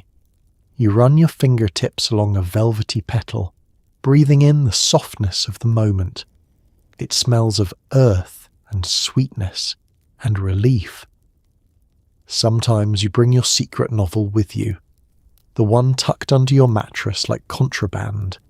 You open it to your favourite chapter, usually involving a pirate, a scandalous monk, or a forbidden kiss, and let the words carry you to a different world. A world where women leap dramatically off balconies and no one asks them to supervise the ordering of candlesticks. A world where passion is allowed to exist without requiring someone to faint decoratively afterward. Other days, you bring nothing at all. You simply sit, listening to birds chirp as if they too are sharing gossip. You watch clouds drift lazily across the sky, playing the silent game of what insult shall I prepare for the next tea gathering. You let thoughts drift in and out, unbothered by duty or decorum. This garden sees versions of you no one else does. The version who cries quietly when overwhelmed. The version who laughs loudly at absolutely nothing. The version who practices dramatic monologues you'll never deliver aloud but desperately wish you could. It holds all of it gently, like a loyal friend. Occasionally the piece is interrupted by distant voices, your husband calling for something he misplaced, your mother-in-law appearing like an omen in human form, or a guest wandering the grounds with the destructive curiosity of a toddler. When this happens, you press yourself gently against the tree trunk, becoming one with nature, praying no one spots you. And miraculously they never do. Your hiding place remains undetected, protected by a cosmic agreement between you and the shrubbery. In this sanctuary, time expands. A minute becomes luxurious. An hour becomes healing. You let yourself be still, a skill you've never been formally trained in but desperately need. Eventually you must return to the house. Duty always finds you. But as you rise from the bench and brush ivy petals from your skirt, you feel lighter, steadier, better equipped to face the next round of social obligations and emotional gymnastics. Because everyone in the Regency era had a role to perform, but here, in your hidden garden, you get to be real. And that is why you return day after day, to remember who you are beneath the lace, the expectations, and the endless supply of rose-scented chaos. One wrong shade of lavender threatens your entire social season. You stand surrounded by fabric swatches, questioning your existence and trying not to cry in front of the seamstress. The dressmaker's shop should be a haven of creativity and silk-lined dreams, but today it feels like a battlefield. Ribbons drape across every surface like fallen soldiers. Silk bolts lean ominously in corners. The scent of starch and panic fills the air. You clutch a swatch of lavender fabric, the offending shade, as though it has personally betrayed you. Your seamstress, Madame Laurette, stands before you with the stoic patience of a woman who has gently navigated the emotional storms of Regency wives for 2 decades. "It is only a shade off," she says, in the same tone a doctor might use to say, "The injury is minor, but the patient insists she's dying. Only a shade off." As if a shade off is not, in fact, the difference between being admired at a soiree and being whispered about in drawing rooms across the county. You picture Lady Davenport's thin smile. What a bold choice, she'll say. And by bold, she will mean catastrophic. You take a breath, attempting to gather your scattered dignity. "Madame, this lavender makes me look like I've been lightly haunted." Madame Laurette nods, entirely unfazed. "Many colours haunt, madam. Let us try another." She sweeps across the room, pulling out options with the flourish of a magician revealing doves. Pale lilac, too childish. Deep plum, too dramatic. Dusky violet, beautiful but suspiciously similar to the morning shades your mother-in-law favours. The dressmaker drapes them across your arm one by one, turning you into a walking spectrum of indecision. You study your reflection in the tall mirror. Every colour feels wrong, or perhaps you are projecting. Perhaps the real issue is not the lavender at all, but the weight of 1,000 unspoken expectations. Look perfect, behave perfectly, never show a crack in the porcelain. It is terribly exhausting. You blink rapidly. Crying in front of the seamstress would be mortifying, though Madame Laurette has seen worse. Last spring, Mrs. Ashbury fainted over a faulty bodice. In winter, Lady Whitcomb nearly set fire to the draperies in a rage over insufficient lace. The dressmaker has weathered it all. "Maybe we try blue," she suggests gently. Blue, a bold pivot. You nod, feeling the early stages of emotional whiplash. She returns with a bolt of soft periwinkle and lays it delicately across your shoulders. You gasp. Not because it's perfect, though it is, but because for a moment you feel seen. The colour catches the light with a quiet confidence. It whispers elegance without screaming it. It tells the world you're composed but not afraid to be interesting. It is everything lavender failed to be. "Yes," you whisper, reverently touching the fabric. "This one." Madame Laurette smiles in triumph. "I knew it." You relax slightly, until she says the next sentence no Regency woman wants to hear. "And now, the matter of trims." You stiffen. Trims. This decorative abyss. She unfurls options like a dealer laying cards. Lace, ribbons, beaded edges, embroidered vines, tiny pearl droplets that cost more than a month of household candles. Each trim carries a message, and choosing wrong is essentially inviting the world to misunderstand you for an entire season. You close your eyes, inhaling deeply, pretending you're calm. Madame Laurette waits. Finally you point to a delicate ivory ribbon. Understated. Soft. unlikely to attract criticism from people whose hobbies include inventing things to criticize. She nods approvingly and notes it down. Madame will be radiant, she assures you, guiding you gently away from the lavender swatches that nearly destroyed your sanity. Radiant, refined, and socially unassailable. You exhale, tension melting from your shoulders. The fabric crisis has been resolved. The season, your season, is saved. As you step out of the shop, the sun warms your face. Birds chirp. A soft breeze teases your hair. For the first time in hours, you feel at peace. It is only later, in bed, staring at the ceiling, that a single thought chills your blood. What if Lady Davenport chooses periwinkle too? You close your eyes, inhale, and accept the possibility. Because in the grand drama of Regency fashion, survival is always hanging by a thread. You walk into a tea gathering and instantly assess where to sit to avoid the woman who never stops bragging about her children. Every chair is a strategic move in a delicate social chess game. The tea room appears serene at first glance. Sunlight filters through lace curtains. Fine china gleams. The scones sit innocently on their tray. But you know the truth. This is no peaceful social moment. It is a battlefield disguised with doilies. As you enter, the women turn toward you with soft smiles, the kind that look pleasant but contain entire novels of judgment. You curtsy, offer greetings, and then begin your silent calculations. Seating is everything. One wrong decision could trap you beside someone who talks exclusively about her baby's teeth. Or worse, Lady Ashbury, who believes every conversation is improved by mentioning her husband's political influence. The chairs are arranged in an innocent circle, but to the trained eye it is a minefield. There is the seat next to Lady Fairchild, too dangerous. She'll ask probing questions about your marriage, your finances, and whether your complexion indicates emotional turmoil. Then there is the seat beside Miss Pennington, who whispers so softly you spend entire gatherings leaning forward like a confused owl. And of course, the dreaded seat near Mrs. Willoughby, a woman who has weaponized motherhood and deploys it at every opportunity.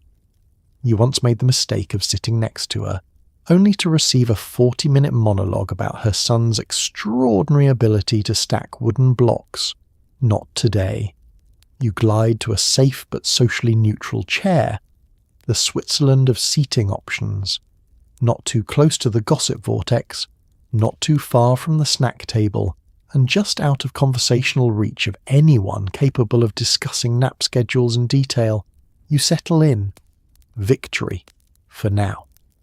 The hostess, Lady Ridley, rings a tiny bell to announce the official commencement of the tea. You admire her confidence.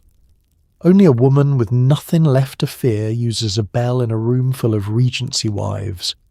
Tea is poured. Saucers clink. Conversations bloom around you like flowers or weeds, depending on the topic. To your left, Lady Davenport begins recounting the scandal of someone's cousin tripping at a ball. To your right, Lady Whitcomb is speaking passionately about lace imports. Across from you, Mrs. Willoughby keeps making pointed eye contact, as if inviting you to ask about her children. You avoid her gaze with the agility of a seasoned diplomat. A footman offers you biscuits. You accept one because eating gives you a reason to remain silent for at least 20 seconds. It is a small but vital strategy in the art of tea room survival. Then disaster strikes. Lady Ashbury stands to adjust her shawl. This small movement ripples through the room like a stone dropped into water. Suddenly chairs shift. People lean. Someone scoots. The entire seating arrangement destabilizes. You are in danger. Mrs. Willoughby seizes the opportunity to migrate toward you. She smiles warmly. Too warmly. "Oh, my dear," she begins, lowering herself into the seat beside you. "I must tell you what little Thomas did this morning." Internal scream. Externally, you sip your tea. How delightful you lie. She continues with a detailed account involving porridge, a wooden toy, and a moral lesson that may or may not be relevant to anyone present. You nod intermittently, each nod a tiny surrender of your soul. Just when you feel hope slipping away, Lady Ridley calls for everyone to admire the new floral arrangements. The women rise, drifting toward the centerpiece like bees to nectar. This is your chance, your escape. You stand, slip quietly to a different chair, one near the window, blessedly far from Mrs. Willowby, and reclaim your social safety. As you sit in your new spot, a subtle wave of triumph washes over you. You have navigated the tea-room battle with grace, cunning, and minimal emotional casualties. You survived the politics of seating, safeguarded your sanity, and even secured a better view. And tomorrow, when invitations go out for another gathering, you will accept politely, already calculating where to sit. Behind closed doors, the other wives confess their deepest frustrations, turning the drawing room into a soothing support group disguised as polite conversation over scones. It always begins the same way: polite murmurs, delicate teacups clicking softly, and every woman performing the role of perfect Regency wife, with such dedication that one might mistake them for actresses paid by the crown. They sit straight-backed, smiling serenely, discussing embroidery patterns and upcoming soirees, as if none of them has ever cried silently in a pantry or fantasized about hurling a candlestick at their husband's head. But then, eventually, someone breaks. It's usually subtle. A sigh too heavy, a sip of tea taken with excessive force, or a comment like, "My husband misplaced his boots again," delivered in the tone of a woman who has reached her spiritual limit. The moment it happens, the atmosphere shifts. The walls draped in pale wallpaper seem to lean in. The scones settle into their dish with purpose. Everyone knows the meeting has begun. Mrs. Davenport sets down her cup and whispers, "Mine spent all morning lecturing me about spending as though he knows where the money actually goes." A ripple of agreement passes through the room. You nod sympathetically. No one here truly controls the household budget except you and this secret sisterhood of women, silently keeping civilization functioning. Lady Ashbury, usually composed to the point of intimidation, leans forward. Yesterday, she confesses solemnly, "I hid in the linen cupboard for an hour." A collective gasp of recognition, not judgment. Of course she did. Linen cupboards are the Switzerland of the household world, neutral, quiet, and difficult to locate by husbands. Mrs. Willowby stares into her tea as though trying to drown trauma in it. "My children woke me at dawn," she says. "Not even the sun was awake." "Why must they be?"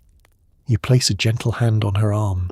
This is not the moment to remind her that she once cornered you for 40 minutes to discuss those very children. Here, she is allowed to break. This room is Switzerland too.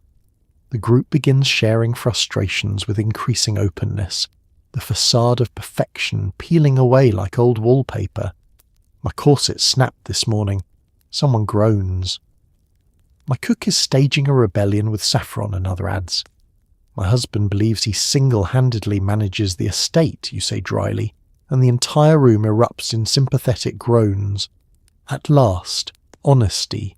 Delicious, liberating honesty. What outsiders see as a genteel gathering is, in truth, emotional catharsis disguised as socializing. The drawing room becomes a courtroom, a confessional, a therapy circle, and occasionally a brainstorming session for passive-aggressive needlework designs. The scones, untouched during the polite portion of the meeting, finally serve their true purpose. Women grab them with unbridled hunger, slathering them with jam in a way that would shock their husbands. A bit of cream escapes onto the tablecloth. No one apologizes. Freedom tastes like overfilled pastries. As the session continues, the stories grow bolder. Lady Whitcomb, lowering her voice dramatically, admits, Sometimes I pretend to fall asleep during my husband's stories. You all nod in admiration. A tactical genius. Mrs. Pennington whispers, I once told him the tailor was closed just so I didn't have to hear about jacket buttons. Applause. Actual applause. It is in these moments you realise how vital this secret circle is. Individually, each of you plays the role society demands, but together you are human, flawed, tired, clever, resilient, funny, and deeply aware that perfection is an act none of you ever asked to audition for. Eventually the clock chimes. Everyone immediately returns to their genteel poses. Faces smooth, postures straighten, gentility resumes. Anyone passing by would see nothing but a graceful gathering of well-bred ladies discussing the weather. But you know better. As you leave the house, you exchange one last conspiratorial glance with the others, an unspoken reminder that none of you are alone in this world of expectations and lace-trimmed chaos. Perfect wives in public, real women in private, and always stronger together. You blow out the last candle, slip into your nightdress, and allow yourself a private moment of emotional release. One single, dramatic tear sliding down your cheek like a Regency heroine. It's the kind of tear that would earn applause in the theatre and admiration from any painter. Delicate, artistic, perfectly timed. Not too much, just enough to remind you that beneath all the satin, lace, and well-rehearsed smiles, you're still a human being with actual feelings, and not merely a decorative object placed strategically at dinner parties. The room glows softly, lit only by the fading embers of the fireplace and the moon shining through the curtains. Your day has been long, an obstacle course of expectations, pleasantries, domestic diplomacy, and the emotional acrobatics required to maintain harmony in a household held together by sheer willpower and your ability to multitask. You sink onto the edge of your bed, the mattress sighing beneath you as though relieved you finally returned. You smooth the fabric of your nightdress, feeling the gentle brush of linen against your skin. It's the softest thing you've touched all day. A private luxury the world will never see. The tear slips gracefully down your cheek. You dab it away with the poise of a woman who refuses to blot, only pat. A Regency lady must cry beautifully after all, even in solitude. Your maid has already retired. You insisted. She tried to linger, sensing the storm brewing in your expression, but you dismissed her gently, knowing that tonight's emotional unravelling must be a solo performance. The bedroom is quiet now. No rustling skirts, no footsteps, no whispered suggestions about which ribbon you misplaced. Just silence, pure and velvety. You take a long breath, then another. Slow, steady, intentional. This is the moment when the facade melts away. No husband to impress, no in-laws to appease, no guest to entertain, no gossip to decode. Just you beneath all the layers of lace and responsibility. Your thoughts drift like soft shadows across the room.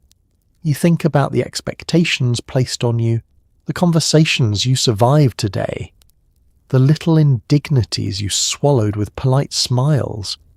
You think about the decisions you made that kept the household running. You think about the things you didn't say, the frustrations tucked behind courtesy. You let another tear fall, less artistic, more honest. It lands on your collarbone, warm and strangely grounding. Then comes the release, the quiet kind. Not sobbing, not tonight.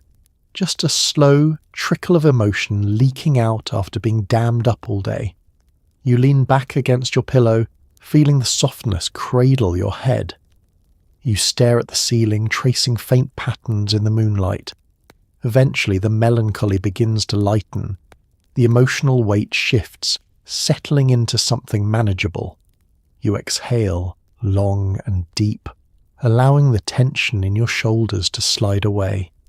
You reach for your comfort items, a book, a ribbon, a small embroidered pillow you stitched during a moment of passive-aggressive creativity. You hold it gently, the softness reminding you that you create beauty even on the hardest days. In the darkness, your mind begins to wander toward pleasant thoughts. A flower in the garden you managed not to kill, the footman who smiled a little too warmly, the secret pastry you devoured in the pantry without being caught, small joys, quiet triumphs, tiny rebellions that keep you tethered to yourself. You tuck the blankets around your legs, curling into the safety of the bed. The fire crackles softly. A breeze rustles the curtains. The world feels peaceful for the first time all day. Your breathing slows. Your eyelids grow heavy. Maybe tomorrow will be easier. Maybe it won't. But for now, in this candlelit cocoon, you give yourself permission to feel everything, and then let it go. You settle deeper into the mattress, allowing sleep to gather you gently into its arms, the last whisper of emotion dissolving into the night. Because even Regency heroines deserve rest. You dream of a life far from social obligations, sunlit villas, freedom, adventure. You know you'll never go, but the fantasy alone keeps your soul alive. In your mind, Italy begins with the light, warm, golden, the kind that caresses rather than interrogates, unlike the pale, judgmental daylight of England, which always looks like it's about to ask why you haven't produced an heir yet. Italian sunlight, you imagine, is different, encouraging, forgiving, deeply invested in your happiness. You picture yourself stepping onto the terrace of your imaginary villa, wearing a flowing dress that does not require structural undergarments or emotional fortitude. The air smells like lemons, basil, and the faint but thrilling possibility of doing absolutely nothing productive for days at a time. You sit beneath a vine-draped pergola, sipping something chilled and delightful, free from the tyranny of tea schedules. Your responsibilities vanish. No housekeeper waiting for instructions. No mother-in-law lurking like a Regency ghost.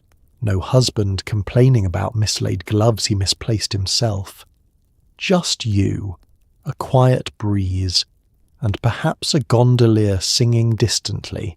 Not for you specifically, but you'll accept the ambience. You close your eyes and allow the fantasy to unfurl further. In Italy, you imagine waking whenever you like, rather than rising at dawn to orchestrate the household like an overworked general. Breakfast would be simple, joyful, a slice of bread, fresh fruit, not a 3-course meal you're expected to supervise. And you would eat it outside, barefoot, your hair unpinned, defying every known rule of propriety. You picture wandering through markets filled with vibrant fabrics and loud, expressive people who gesture wildly with their hands and say things directly. Can you imagine? A society where honesty is not considered a crime. You'd have to adjust, slowly, carefully, with supervision. In your fantasy, Italian women greet you warmly, linking arms, teaching you to live boldly. They drag you into crowded cafes, insisting you try pastries so decadent they would be illegal in your country. You laugh freely, really laugh. The kind of laugh that escapes without permission. This part of the fantasy is crucial. In Italy, no one cares how gracefully you pour tea. No one monitors your posture. No one asks if your husband is managing the estate well.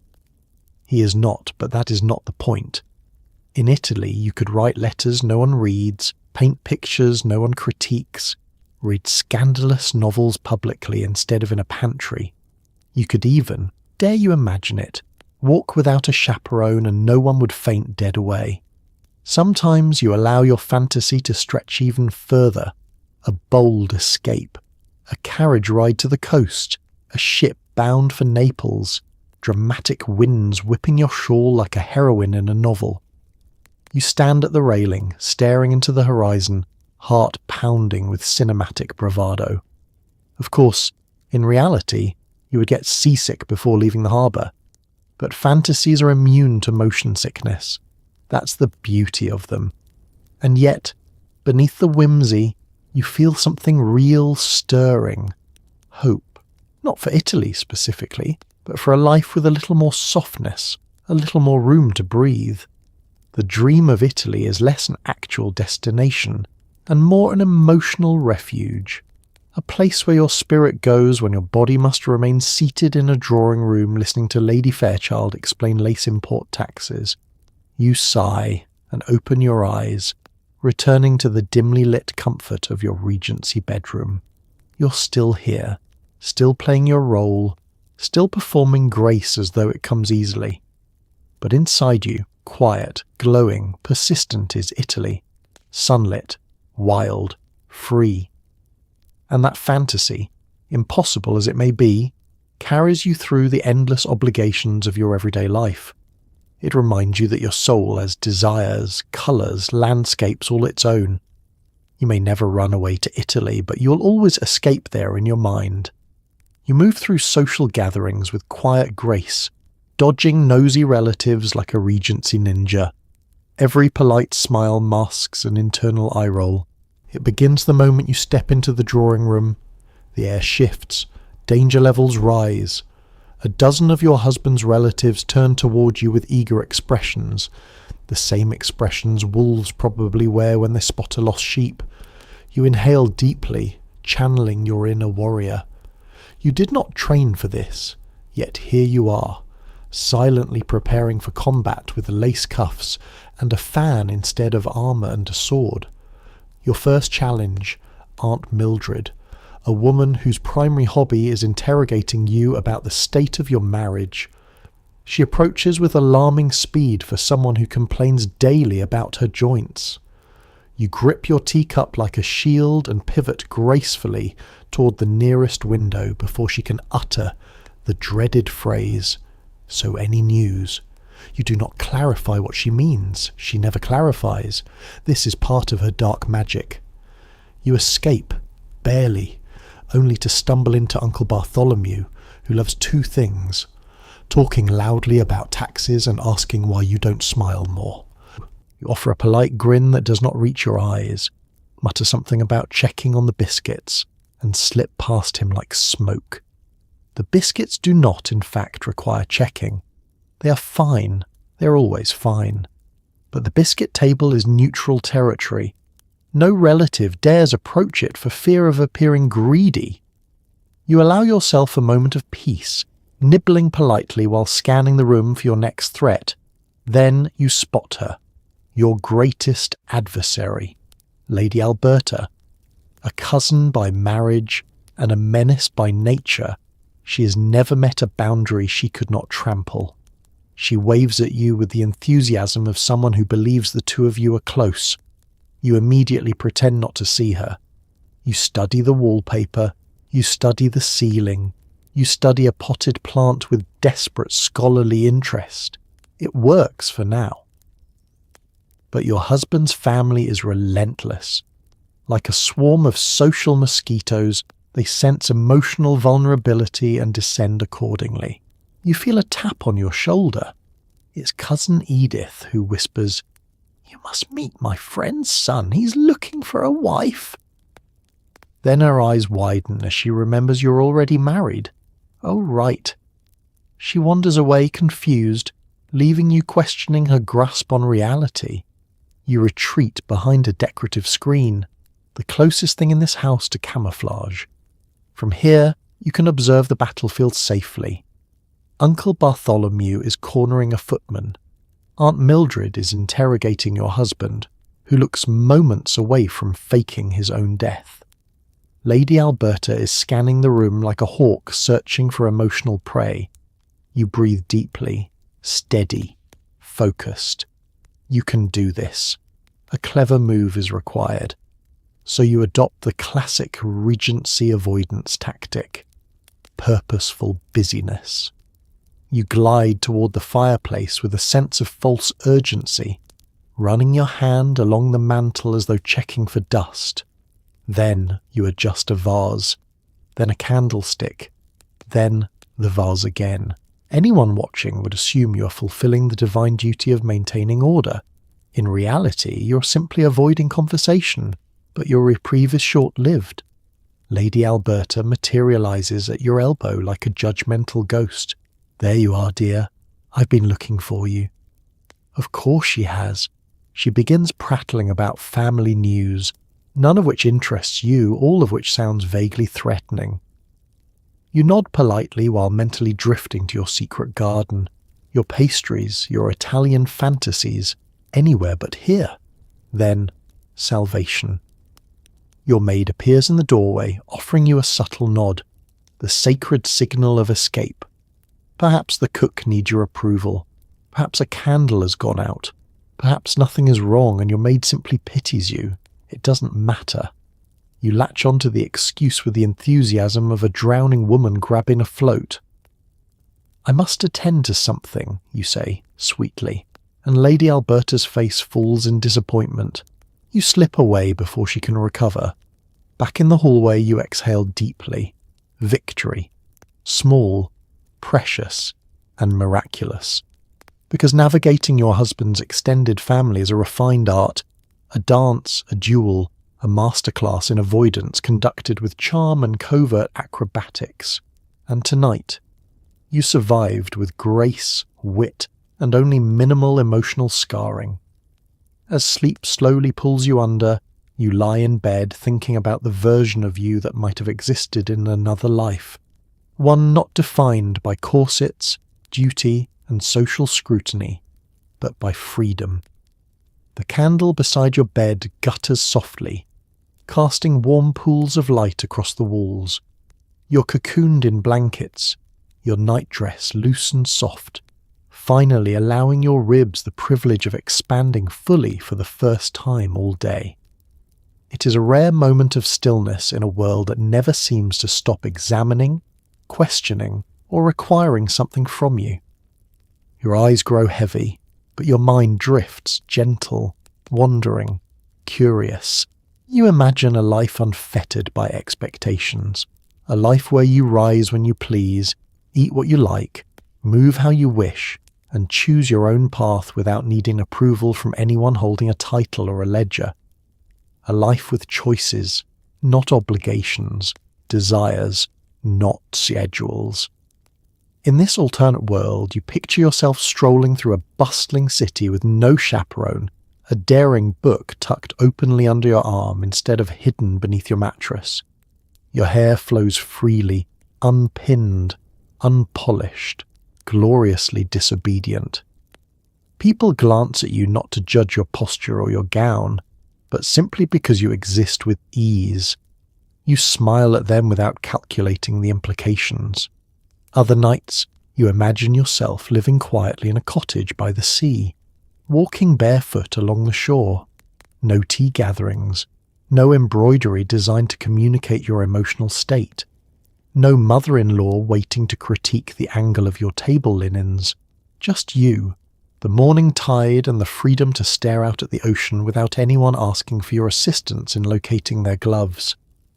Sometimes your mind wanders even further.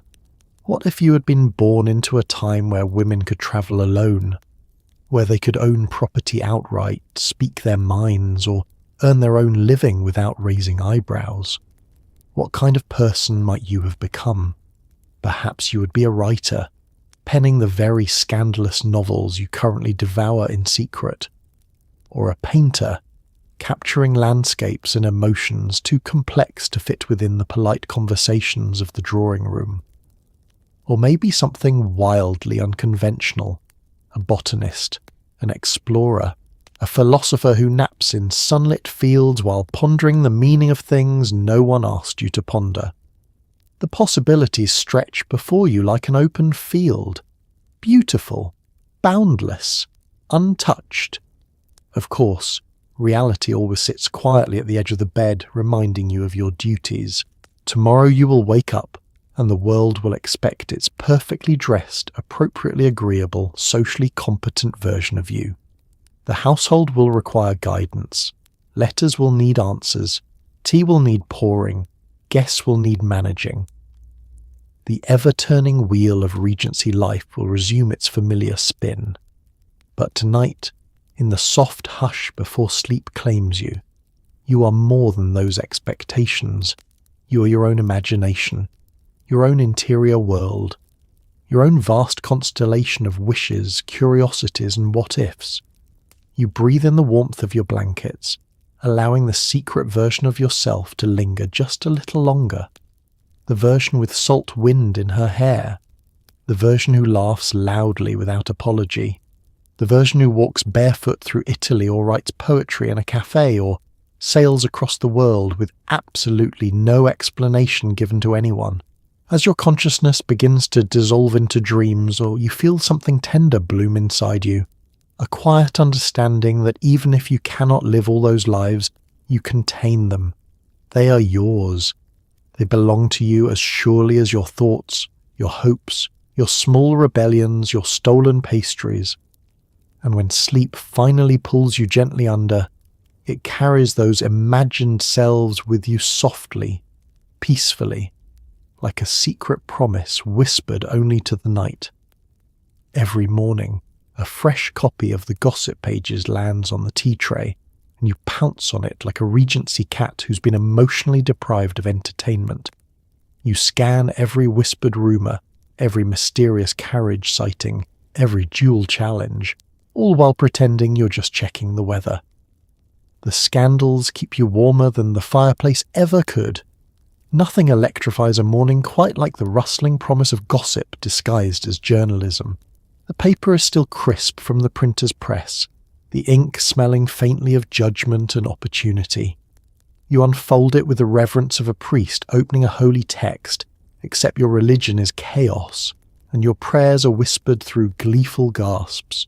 Your husband sits across from you, buttering his toast with the concentration of a man performing delicate surgery. He assumes you're skimming the weather report or the agricultural updates. Poor soul. He genuinely believes you wake each morning eager to hear about barley yields. Meanwhile, your eyes are devouring the juiciest rumours society has to offer. You say casually, as if reading about rainfall. In reality, you're halfway through a report detailing how Lady Weatherby was spotted leaving Lord Selkirk's townhouse at an hour so scandalous church bells should have rung. Your eyebrows lift. You sip your tea to maintain composure. You flip the page with expert subtlety. Here it is, the heart of the scandal sheet, the column where anonymous writers embellish the truth until it becomes something magnificent and utterly irresponsible. A mysterious duel challenge issued at dawn? Fascinating. A cryptic note left on the steps of a ball? Delicious. A rumour involving an unidentified woman, a misbehaving spaniel, and a runaway carriage. You nearly choke on your pastry. Your husband glances up. Everything all right? Quite, you reply, hiding your grin behind your cup. Very atmospheric today. Atmospheric indeed. Storms, seductions, social implosions. The weather is absolutely scandalous. You continue reading, heart fluttering with the thrill of knowing the intimate disasters of people you barely speak to. Society insists that women remain composed at all times, but no one warns them about the emotional danger of knowing that Lady Finch's cousin may have eloped with a French violinist. That sort of information has consequences, internal consequences. Sometimes the gossip is harmless, like speculation about who wore what to last night's soirée. Other times, it's dangerously riveting, the kind that forces you to pause, breathe and whisper, "No, she didn't, but she did, and you are living for it." Halfway down the page, you find a blind item. Oh, the blind items. The tantalizing thrill of trying to decode initials that are obviously not disguising anyone at all. A certain R.W. married lady was seen whispering with a footman beneath the linden tree you read silently. You blink, you glance around the room, you reread it. A footman? Beneath a tree? You clutch the paper, whispering, "Bold woman," with equal parts admiration and terror. Your husband reaches for the paper. Time stops. You slide it just out of his reach, smiling sweetly. "I haven't finished checking the barometric pressure." He nods, none the wiser, returning to his toast with the blissful ignorance of a man who has never once enjoyed drama. You savour every last word of the scandal sheets before finally folding them neatly, placing them beside his plate. By now the juiciest bits have cooled and settled into your bloodstream, fueling you for whatever tedious obligations await you. Later in the day, as you navigate conversations with neighbours and acquaintances, you hold their eyes with a serene smile, privately aware of the absolute chaos swirling behind their facades. Because in a world of etiquette, repression, and carefully arranged appearances, the scandal sheets remind you that everyone, every single one, is just as messy, human, and unhinged as you feel inside. And that knowledge, warmth, pure warmth. By candlelight, long after the household is quieted, you tiptoe across the creaking floorboards in search of the forbidden treasure, cold leftover pudding. You savour each bite with the reverence of a monk discovering enlightenment, knowing full well society expects you to say you rarely eat after supper. The pudding knows the truth, and so do you. The hallway is a cavern of shadows, lit only by the flicker of your candle and the faint glow of your own mischief. Every footstep is a gamble. Each creak underfoot threatens to summon a servant, a relative, or worse, your husband, who will inevitably ask why you're awake and whether you've seen his favourite cufflinks. You hold your breath, walking with the exaggerated delicacy of a cat burglar, nightdress swishing softly around your ankles. When you reach the stairs, you freeze. This is the true test. The staircase is a traitor, creaky, moody and loud in all the worst places. You descend one step at a time, praying to every known deity that tonight it behaves. It does not. Halfway down, a groan echoes through the house. You flinch. You consider turning back. But no. The pudding calls. You continue, gripping your candle like a warrior clutching a torch, making your way toward the kitchen as though guided by destiny itself. Once there, you ease the door open. The kitchen greets you with darkness, stillness, and the faint lingering scent of spices. You shield the candle flame with your hand, revealing the room like a stage being lit for a midnight performance. Copper pots gleam in the shadows. A bowl sits on the counter like a relic of ancient joy. You approach the pantry with reverence. Quiet reverence. Sacred reverence. This is where the leftovers live, guarded by cold stone walls and a lopsided shelf that somehow always threatens to fall. You open the door slowly, the hinges sighing like an old woman who disapproves of nighttime adventures. There it is, the pudding, glorious, beautiful, cold in a way that suggests it has achieved spiritual purity. You lift the bowl, relishing the weight of it like treasure found on a distant shore. You grab a spoon, your heart pounding, and find a seat on a small stool near the hearth. There, in near silence, illuminated only by candlelight, you indulge. The first bite is transformative, a cosmic event, a spiritual awakening. You close your eyes, letting the chilled sweetness melt on your tongue. You whisper, "Oh my heavens," to no one. The pudding does not respond, but you feel its approval. You take another bite, and another, and then 3 more for good measure. At this point, you are no longer having a midnight snack. You're communing with the pudding. Halfway through the bowl, you pause, not because you are full, but because you hear footsteps. Panic strikes. You shove the spoon into the pudding and hold completely still, playing dead like a possum. The footsteps pass by the door. Probably a servant checking the fires. You exhale, returning to your sacred task. When the bowl is empty, and it will be empty, You scrape the last remnants with the dedication of someone ensuring there is no evidence of your crimes. You wash the spoon quickly, quietly, calculating whether anyone will notice a slightly damp utensil in the morning. Likely not. Hopefully not. You pray not. You return the bowl to the pantry, adjusting its position so precisely that even Sherlock Holmes would fail to detect disturbance. Then you glide out of the kitchen, spirit lifted, soul nourished, stomach full. As you climb the stairs, your nightdress brushing softly behind you, you feel victorious. The kind of victory no tea party, no polite compliment, no perfect seating arrangement can replicate. This is your rebellion, your joy, your secret truth beneath the lace and social expectation. Back in your bedroom, slipping beneath the covers, you smile to yourself. Society may demand restraint. Your husband may believe you rarely eat after supper, but the pudding knows better, and so, deliciously secretly do you. You glide into the ballroom with grace, only to be assaulted by the world's most aggressive violinist soaring through a country dance like he's avenging his ancestors. You smile through the sonic chaos, pretending to enjoy yourself while mentally drafting a petition for mandatory musician training or absolute silence. Balls are supposed to be the pinnacle of Regency social life. Twirling gowns, sparkling chandeliers, flirtation disguised as polite conversation.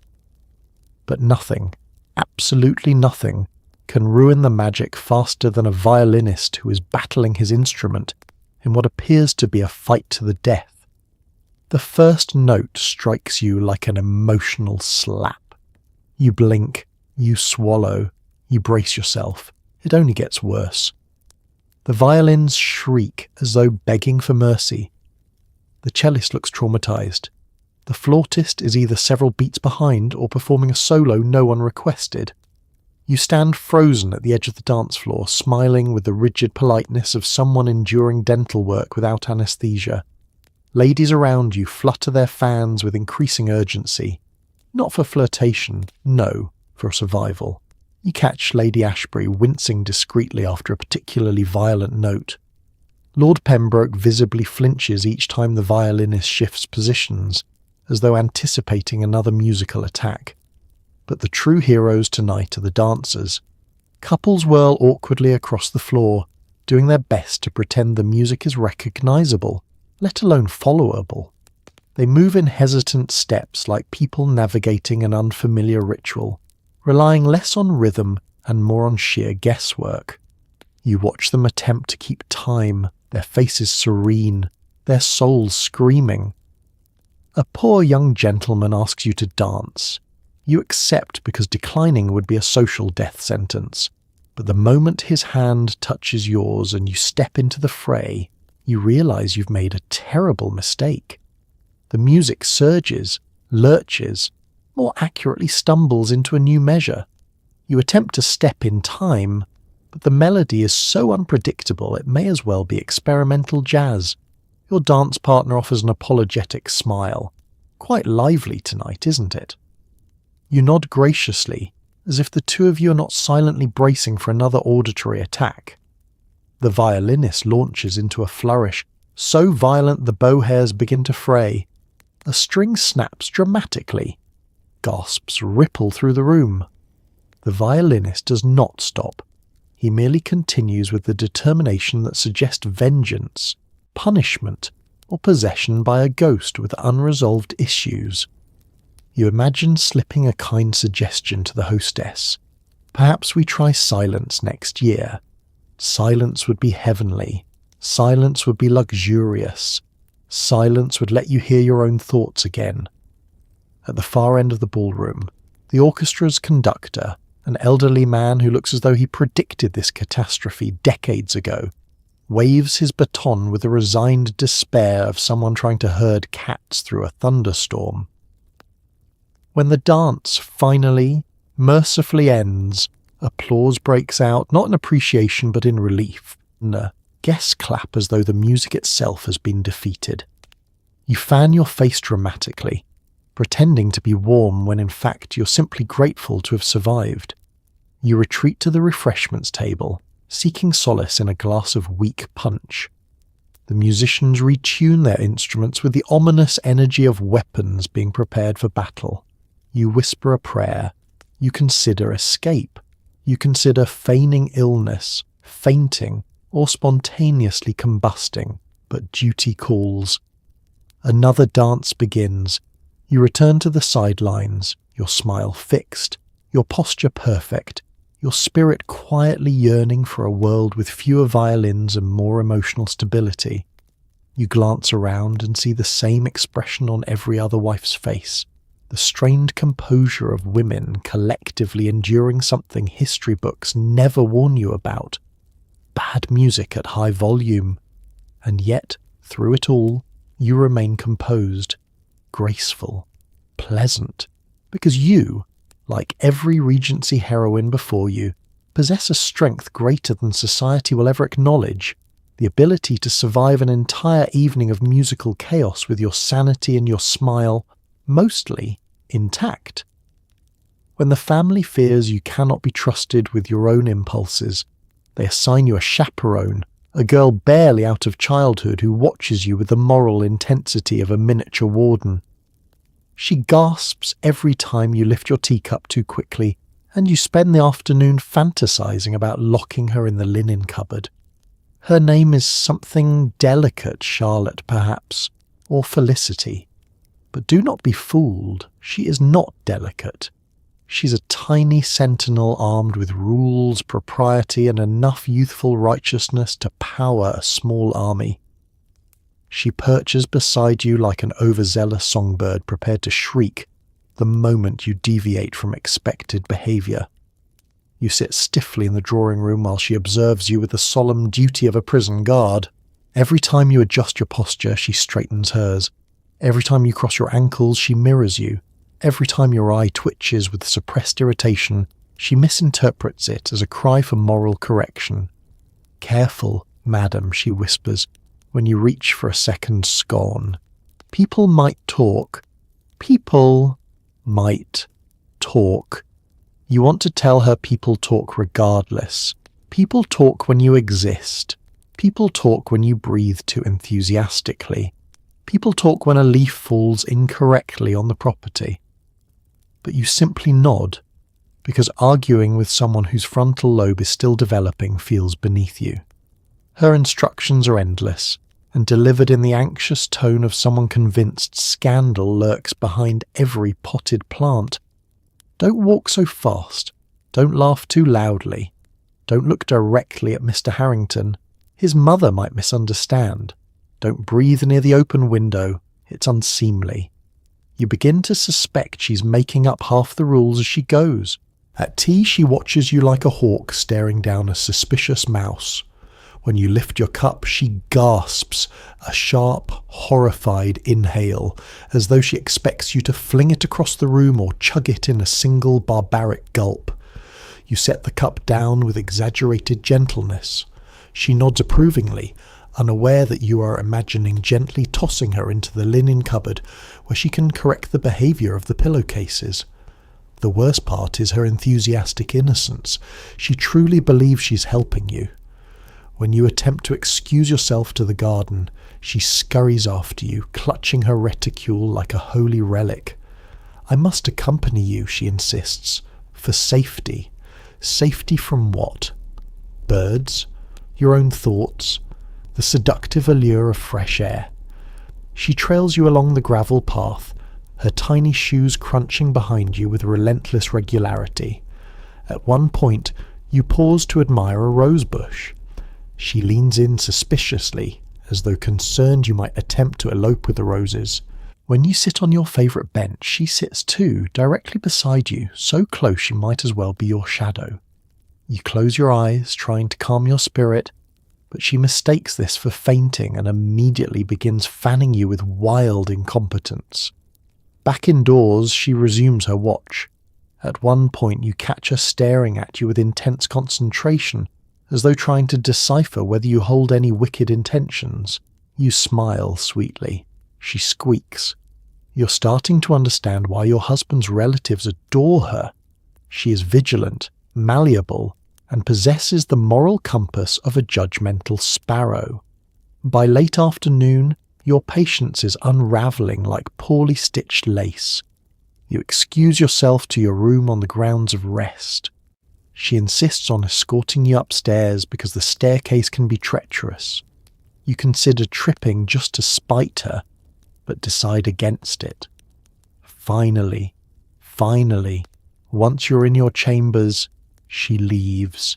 You collapse onto your bed, exhausted not by scandalous behaviour, but by the simple effort of being perceived continuously by someone half your age and twice your energy level.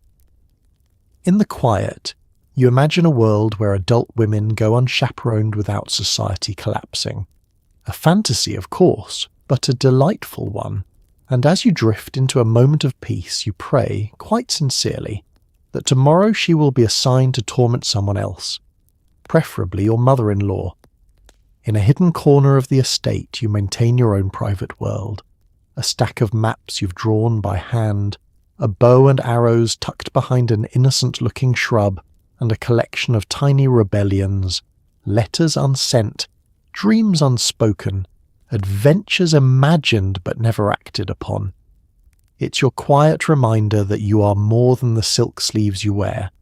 These are the parts of you no one sees, the pieces that don't fit neatly into the mould of polite Regency womanhood. They don't belong at tea tables or social visits. They don't match the lace-trimmed gowns or the carefully arranged curls. These pieces belong to the wild corners of your soul, the ones society pretends women do not possess. You slip away to your secret clearing whenever the weight of expectations grows too heavy.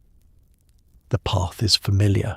A worn stretch of grass behind the orchard, then a narrow foot trail concealed by ivy.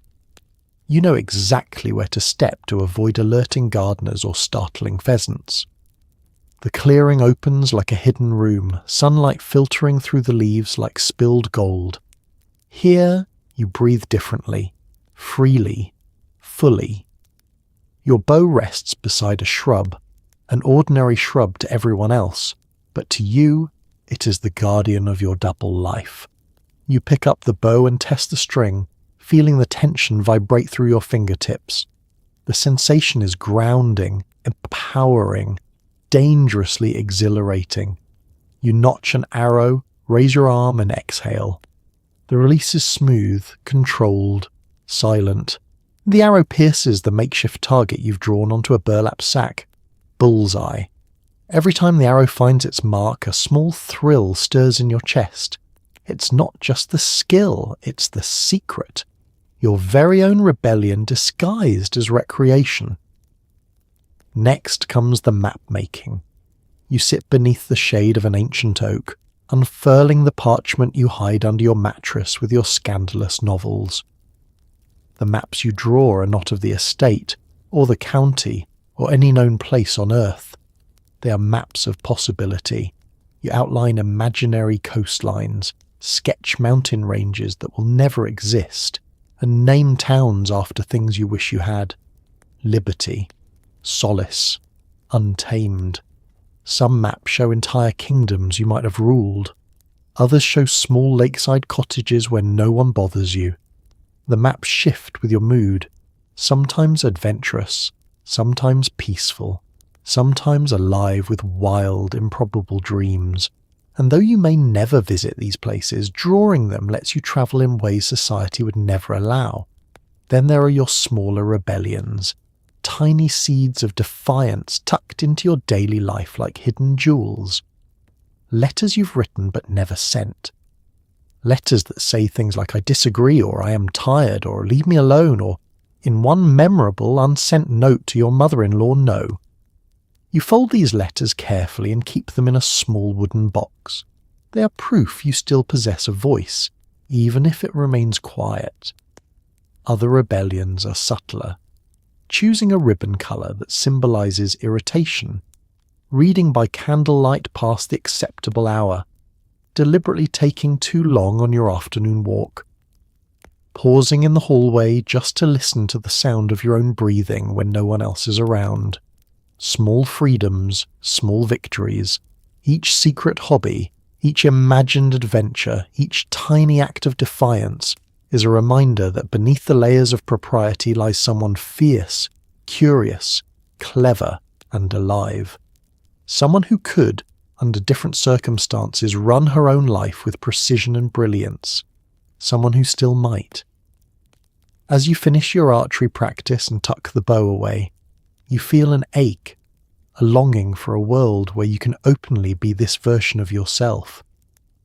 But you also feel strength, resilience, the quiet, steady knowledge that you haven't surrendered the most important parts of your identity. You return to the estate with your chin lifted, your heartbeat steady, your steps a little lighter. No one knows what you've been doing. No one suspects a thing. And that is enough to keep your spirit burning beneath the silk sleeves you wear. And so tonight, as you lie back and let the last threads of this Regency day drift away, take a slow breath and let the candles in your mind flicker softly out. You've survived corsets that squeeze harder than your last relationship, polite conversations that lasted longer than most empires, and a household full of secrets whispering beneath the chandeliers.